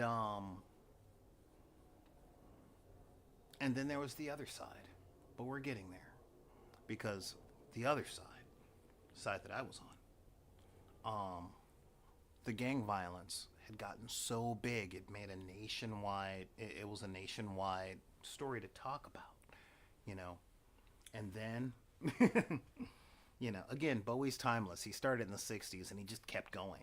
I mean, my favorite Bowie albums were from the '70s, just like my favorite Rush albums were from the '70s. And I didn't even bring up Pink Floyd, but this isn't a music channel. Um, but but at that same time, we still stopped looking toward the future in the same way that we used to. But we did start looking toward the future. But it wasn't with wonder, it was with desperation. The gang violence had gotten really bad. The crack epidemic was real. There was a whole generation, the oldest millennials, from my neck of the woods, were born addicted to drugs, and that made stuff real. You know, if you were where I grew up, there was a whole bunch of stuff that no children should see. And some of them went into escapism by just withdrawing. I went into escapism with pop culture. We had examples of the Cosby Show and stuff like that on TV. But that wasn't my walk to school. I mean, I'd already taken a bullet by this point. And the 90s were very, hey, look, remember when you were young? Remember when you had all this other stuff? Buy our toys. Look, the video game systems are becoming harder. There are video game cabinets everywhere, from the arcade to the 7-Eleven to the local liquor store, okay? There's just so much of it out there. Like, go ahead, look at all of this distraction. And then came Rodney King and Latasha Harlins. Now, I'm not going to go on too hard on that because I was at ground zero for both. And y'all didn't tune into this channel to hear an old man talking about the war, you know. But that divided and exhausted the country all at once, you know. And then the music changed. The pop culture changed. We're still in second edition D&D. But we had some Shadowrun that said, hey, you like all that stuff from D&D? Let's do it in Cyberpunk, huh? You know? But by that point, folks were tired. Our hope had been crushed because a monster killed Superman. A luchador broke Batman. And after school, we could watch the X-Men. And it was awesome watching the X-Men. But we also understood that the world that the X-Men lived in hated them. And we turned to our parents. And we said, you know, Mom, there's some stuff in a lot of this that doesn't quite sit very well with me. You know? I mean, some stuff is happening. School is being a little weird. One of my heroes died. Another one was put in traction. I'm watching the show with all these cool characters, but the world hates them. And our parents lovingly looked down at us and said, get your butt outside and don't come in until the streetlights come on. So sure enough, that is the stuff that we did. And all at once, the teenagers that had all of these hopes, all of these dreams, we were looking toward the future and having it torn away, and looking toward stuff and having it torn away, and trying to process and having it torn away, and being told to go away. Just go away. And we're going, there's all this stuff that came down. And then by 1992, when the most popular, or one of the four most popular cities on the planet burned, and America was at war, we were tired. We were just tired. And like a break in our imagination came 3 storm clouds from the Pacific Northwest, not looking for a good time. They didn't want us pouring any sugar on them. They didn't even give love a bad name. All they did was groan incoherently and talk about things that are contagious, and we still and from that same town we got a goat doing an impression of Elvis, talking about the bullet boy, how he's spoken yesterday, while listening to a screeching banshee talking about the jungle, baby. I know that one came out in the 80s, but it really hit its stride in around 1992. And we got the sequel to one of the greatest movies on earth, And that same guy was talking about how we could be his, and our exhaustion and our jadedness had just hit peak. And the 90s was the first time in U.S. history, I specifically say U.S. history, where the teenager was tired. We're talking bone weary tired. Where our parents were telling us, go to college and get status. And we were like, what's the point? You want us to be just like you? We don't even know if you like us. Why should we repeat in your footsteps that you are not happy with? Why am I going to go to work and make somebody else rich to come home and ignore my children the way that you ignore me? I wanted to go into my fantasy land to process this, but you told me it was of the devil. It's cold out here. Where are my thermals? Don't worry about buying me new school clothes. I'll just wear Dad's flannel. I don't care. I'm just tired. All right? Just tired. Leave me alone. I'm tired. And we fell into that stuff, and all of a sudden, our fancy friends that wore baby powder instead of foundation all looked at us and said, oh, you get it now. Except we weren't like those guys. We didn't like all the lace. And, yeah, we dressed in black, but ours was the right black. And the 90s came between the tired metalheads that were holding on to our last barbaric yop of energy with Metallica's Black Album and still trying to play Dungeons and Dragons even though they changed with the Justice album. Yeah, that's where I was going, Lord. Your Elvis impression reminds me of Pearl Jam. That's exact. Yeah.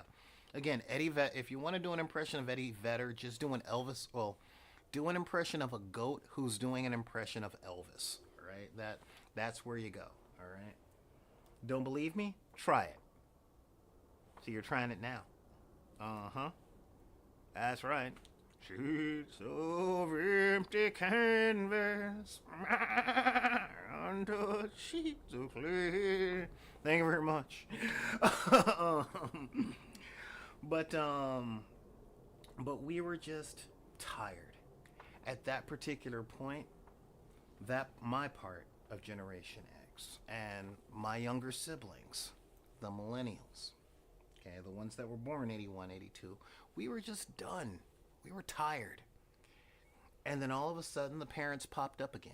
Oh, we're going to be there for you now. We're going to make sure that you do everything in school. We're going to make sure that you play sports. And even if you lose, we are going to give you a trophy. And all of us are going, too little, too late, Mom. God. We needed this when the space shuttle blew up. And everything that we were doing to try and process it in our way, you took away from us. And then you sent us away. I'm tired. I'm done. And out of that, in the foggy, cold, partially moist areas of England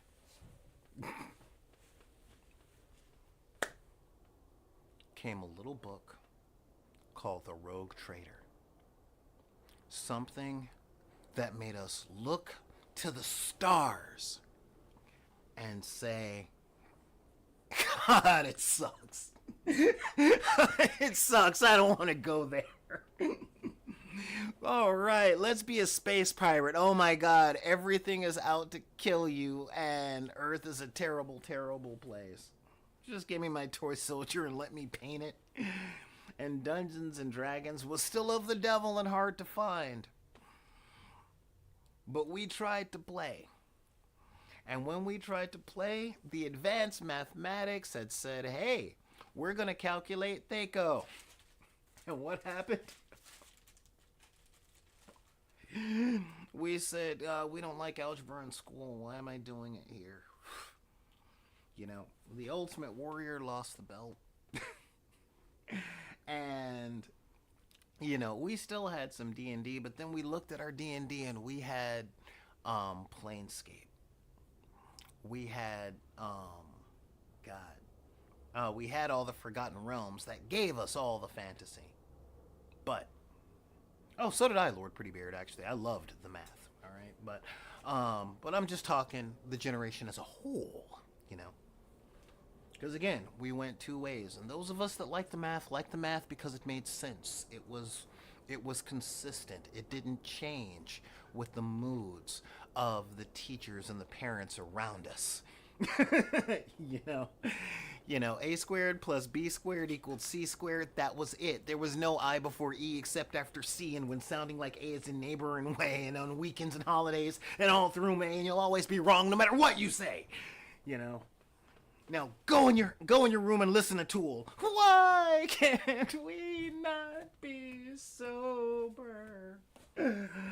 Uh and then we turned to our Dungeons and Dragons, and it gave us things like Planescape. Look at all of the worlds that you can go to, and they all suck. And by the way, it's looked over by a giant woman who, if you look her in the eye, she'll flay your soul. And Games Workshop said, hey, you know that whole fantasy thing? What if we made it dark?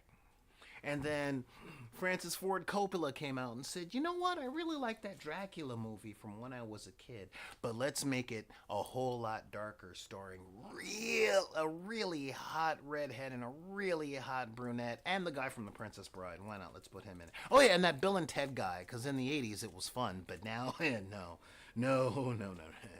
Everything was dark. It was dreary. But you could get a job at McDonald's, so there was something, right? And then we saw the leader of the free world. The leader of the free world playing saxophone on the Arsenio Hall show with one of the most popular cities in the country, in flames. All of these things happened, but they were locked in time. And we had so many feelings, but the 90s was the time we were tired. But there was one other thing that happened in the 90s. The 90s was the year that we got the pop culture that literally formed a generation. We're talking the X-Men cartoons, the Batman, the animated series, Pee-wee's Playhouse had come and gone, but the Goths had taken over the world with Bram Stoker's Dracula, the rise of Tim Burton. We got to see Michael Keaton tell the world in '89 that he was Batman while he wore Nikes and a rubber suit. And everything was dark, and we said, you called everything that we like the devil. Well, guess what? Nothing is going to be bright and chipper and God-fearing and God-loving. No! Our Batman is dark. Our X-Men live in a world that hate them. Our super soldiers are in a world that's dark and dreary. And our comic book heroes are resurrected corpses and clown makeup that are stabbing people with hypodermic needles. And then there's the other half of the 90s.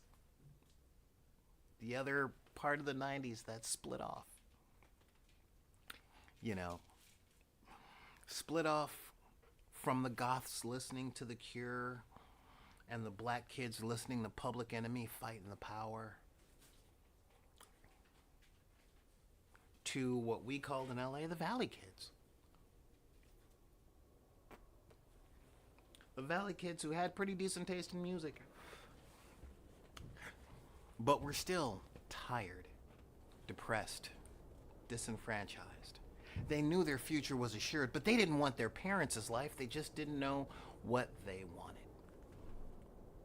So they spent their nights running through canyons and doing all the stuff that you see on Letterkenny, and including pretty much getting into bar fights and sneaking out beers and all that stuff, and giving us all that stuff.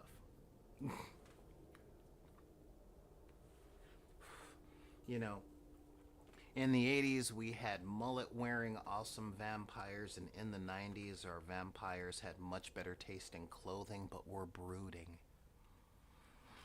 Because the 90s was a time of extreme colors and brooding, tired teenagers.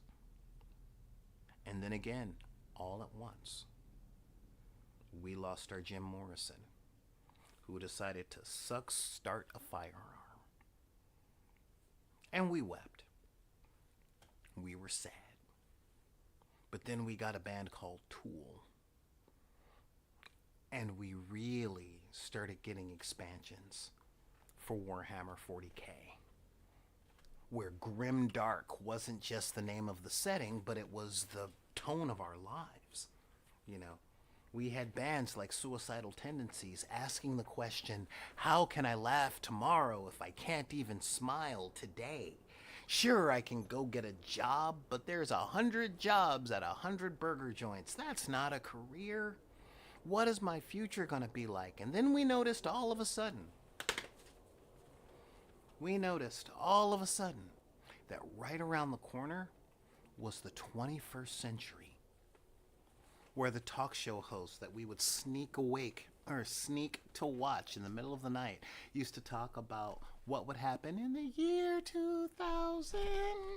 But our hope was covered with cynicism because we thought that all the computers were going to fall down all at once. And then this thing called the internet happened. You couldn't go to any shopping mall anywhere and not come home with a 3-inch stack of America Online CDs. And finally, you could talk to people all over the world. And you could ask people in the UK and in China and even in Africa, which the only thing we understood was the girl from Archie Bunker telling us how children were starving. But for some reason, they were on America Online. And we could say, are you guys as tired as we are? And they would say, I'm sorry, I don't speak English. I mean, what are you talking about? You know. And we could exchange music, and the world had opened up in the 1990s, and our hope had come back. We could exchange music and learn about other cultures, and the whole world was open to us on this new thing called the World Wide Web. And it was glorious. And then in 1999... we were waiting for The Matrix Part 2 that talked about a future where computers were like magic. And we could have entire virtual worlds where we could be something other than what we were.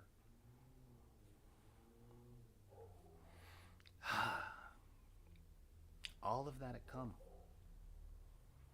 And then came the year 2000. Where the computers didn't fall. And this glorious future that we looked at, or that we looked toward, looked just like it did the day before. You know? And I had a pretty decent 2000s. I did. I had a pretty decent 2000s. I was working at a game store. A third edition of Dungeons and Dragons had come out, but those same tired Gen Xers were like, I don't need anything new.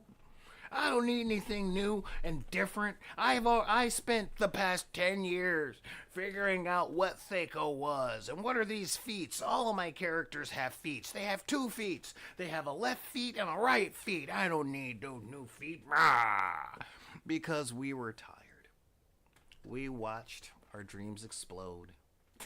We watched our heroes get killed and come back to life. We collected comic books thinking that one day we might be able to buy our own car, only to realize that our Death of Superman collection is worth half of what it was when we bought it.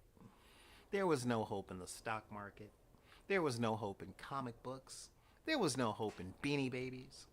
You know, we got these little things called Tamagotchis because our parents wouldn't buy us a pet so we could have a virtual pet that we got in trouble for holding at school and then it died. And we were just tired.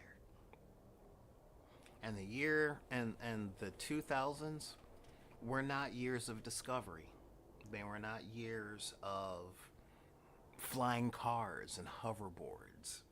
You know, they were just the 90s, but with fewer jobs, higher rent. You know, we were waiting for the Matrix 3. You know, and the rest of the decade was very beige. Just beige. We got Netflix, you know. So our blockbuster videos that we'd spent our time, or the video stores that we spent our time in all those years, watching movies that we would have to wait up all night to watch on Cinemax. You know the ones. We can now rent for $1 a day. You know, we could watch Evil Dead 2 over and over and over and over and over again. You know, and then those went away. And then the real internet popped up. You know, we got our YouTube. We got, we got Netflix, which was this cool company that would send you DVDs. And you could return them when you wanted, and there were no fees. You know, and don't forget Napster. We could exchange music with people all over the world because we weren't making that much money. And CDs were expensive. And tapes just wore out eventually. And CDs would scratch. But that's okay because this new thing called the MP3 was there. And people were going, oh my God, I love this band. Here, take all of their music. You know, and it was an interesting time. It was a time of a lot of technological change. You know, but it happened so quickly. So quickly. One day there was a video store. Next thing you know, it was a Spirit Halloween store because people had gotten Netflix. One day, we went from pagers where we could give ourselves little, what we called leet speak messages like shoe and booby. And now we could actually have a cell phone that weighed less than 7 pounds, but we couldn't hear anything anywhere, and God forbid we went into a tunnel. You know, but it was all happening so fast, you know. And then came the housing crisis. And again, the people that lived through this was like up and down and up and down and up and down. And no, I didn't mention 9/11, you know. And so every single decade that got its name, the 80s, the 90s, you know, the 70s, they had major tragedies. But there was still a sense of hope because those tragedies were balanced out with some dreams coming true. You know? And in the 2000s, there really weren't any dreams that came true for most people. We got the MP3. Woo! You know, or more to the point, we got MP3 players. Like, oh my God, you can hold all the songs in your pocket. You no longer need a backpack full of freaking CDs that are going to get scratched or taken from you on the bus or on the train. Now you've got one little thing that can be taken from you on the bus and on the train. Our headphones went from ear coverings to little hearing aids, you know, but there was nothing that brought us together and said tomorrow will be better. Not in the 2000s. You know, these were the years that our pop culture started reflecting that everything kind of sucks. From Idiocracy to Office Space to our sitcoms in the 90s had turned from things like Three's Company to The Simpsons.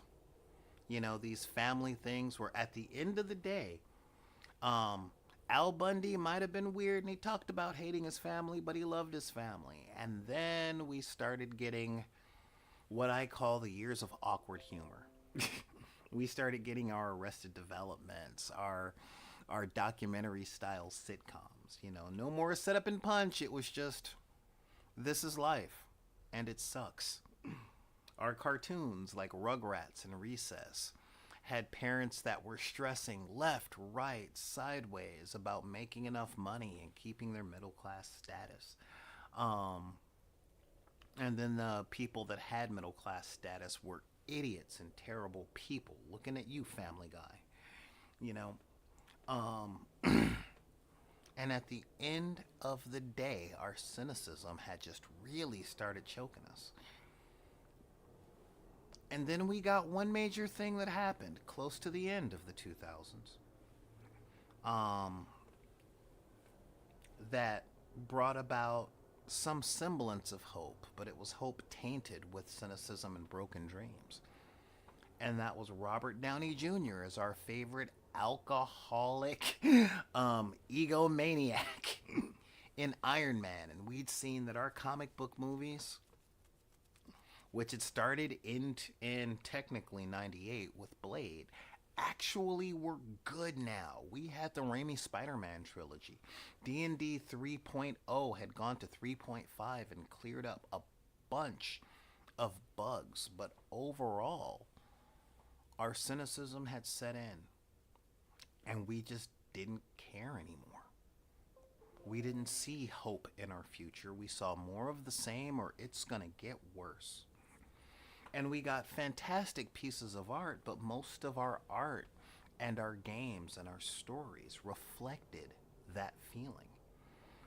And I'm talking stuff like BoJack Horseman,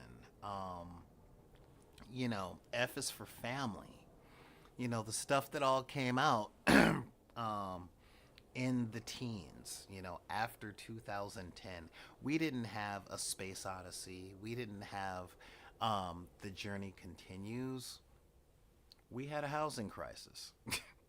We had the Patriot Act, and we were just done. We were just plain tired. And our younger siblings and our kids lost their wonder, and we became afraid of everything, you know, afraid of smoking, afraid of going out by ourselves. We saw nothing but bad news because of the old journalism moniker, if it bleeds, it leads. But now we've got the 24-hour news cycle that's on all the time telling us how much stuff sucks. It all sucks. And then the 80s kind of came in to rescue us. Because Critical Role and Stranger Things started coming in saying, hey, I know it's the mid-teens, but Stranger Things was like, hey, you want some nostalgia for the 80s? Check out the stuff we were doing in the 80s. Remember riding bikes? Huh? Remember running into the woods and not being worried about serial killing clowns? We could just run into the woods and talk and play games and build dams, and we could play Dungeons and Dragons. And people said, what's this Dungeons and Dragons thing? Oh my god, it's escapism that I only have to pay for once. Sign me up. And we were on that roll. That roll was critical. And then pandemic. More and more bad, and more news about bad. Without a bunch of amazing things that happened that gave us hope. No one got more rights. The stock market didn't. The stock market made a bunch of people rich, and they pulled up the freaking thing. Pulled everything up behind them. And by then, people were in so much college debt they could not ever afford to buy a house. And then the pandemic happened, and someone said, hey, those little toy soldiers look cool. Maybe I'll learn to paint. And now we're in 2020. We're in 3-4 years ago. And man, things got dark. It got hard to see stuff, and it got hard to hope for the future. And honestly, in this 2.5-hour rant, you know, where our music became corporate.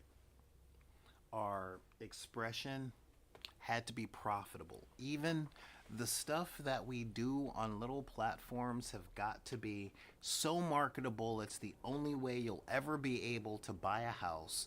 And the more you do it, the more you'll get paid until there are too many people doing it. So no one gets paid anything except for the people that have been doing it for 10, 12, 20 years.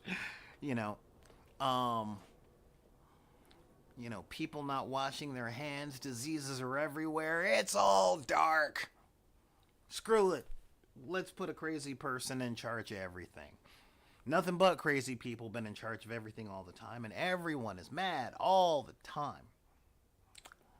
And do we see that as the modern day? Do we see that as the 20s?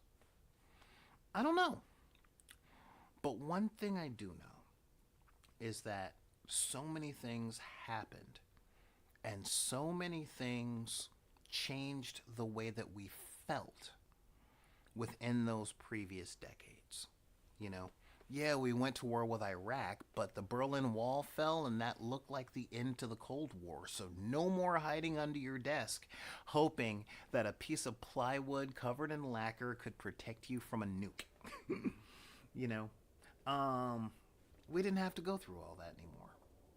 You know, in the 70s, yeah, stuff was kind of rough, but women were able to have bank accounts. Divorces became a little bit regular because people weren't trapped in their marriages anymore. So if your mom saw that your dad was a piece of crap, she could leave them and take you. You know? So many changes and so many different things happened. No, you can't have that over there. You want some water? Is that it? You want some water, girl? Hmm? Is that what you're looking at? You're wanting a little water? Let me give you a little water. I'm gonna put a little water here so you can have a little water. Now I'm gonna put this little water down here where you can drink a little water. And hopefully not electrocute me. There you go. Yeah. You know, so I think one of the major reasons that none of the decades so far in the 21st century have had very, well, we don't refer to them as the aughts or the teens or even the 20s now, is because there hasn't been a lot that's happened in those decades that we want to remember. Again, in the 80s, sure, the Challenger blew up, you know. But then we got computers. You know, we got computers in the home. We started playing with BBSs and playing all those Sierra games, you know. But in the 2000s, yeah, we got cell phones. You know, the cell phone became the regular thing. Yay, in the tens, they dropped in price. you know, but we stopped looking toward the future because today became so hard and we were already so tired. You know, in the past 10, 20 years, what have we had? We've had tragedy after tragedy after tragedy, from war to school shootings to, honestly, people marching in the streets talking about how people of a certain religion won't replace them. And what have been the good parts? Not, yay, the economy's up. I mean, the good parts that make people go, yeah, this is the thing of our age. The closest thing I can think of are the Marvel movies. You know? And the Marvel movies, Woodstock. you know? The Marvel movies and the invention of the internet. You know? I don't think there's been something that we were happy about with each decade, which makes each decade something that we just kind of want to not think about. You know, And I think that's really one of the reasons. Like, he brought up fashion because he used The Office. Adam Conover brought up using The Office as an example. Like, if you look at The Office, there's really no way to tell what decade they're in the 21st century because the business casual in The Office is about the same then as it is, or is about the same now as it was then. You know, you can't really look at 2000s clothes. Well, okay, you can look at late 90s, early 2000s clothes because for some reason we had frosted tips and we wore pants that were like 5 times our size. But outside of that, I mean, the only thing I can really identify as far as fashion goes in the teens was the birth of skinny jeans, and I look upon that with hatred because I don't really like having skinny jeans as much as I like wearing tights. Um, yeah, I don't want my suit pants to look like I'm too big for them. I don't know. It's a thing. I have skinny legs, so. But our fashion really hasn't changed. Um, I mean, yeah, it's more casual streetwear, but that started happening in the 90s. You know, because in the 90s we had ill-fitting suits that were too big and street clothes. Um, but that was about it. That was about it. I think for a little while we wear overalls and we wore them backwards, but in the 90s, you know that you can look at a picture of somebody from the 90s and you're like, yeah, because they're either dressed like a glam rocker, a grunge rocker, or two flavors of hip hop person, thug or dapper, you know?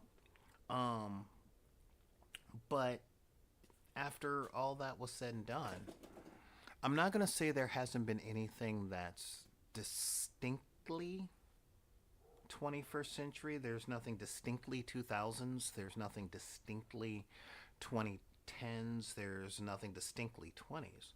What I am saying is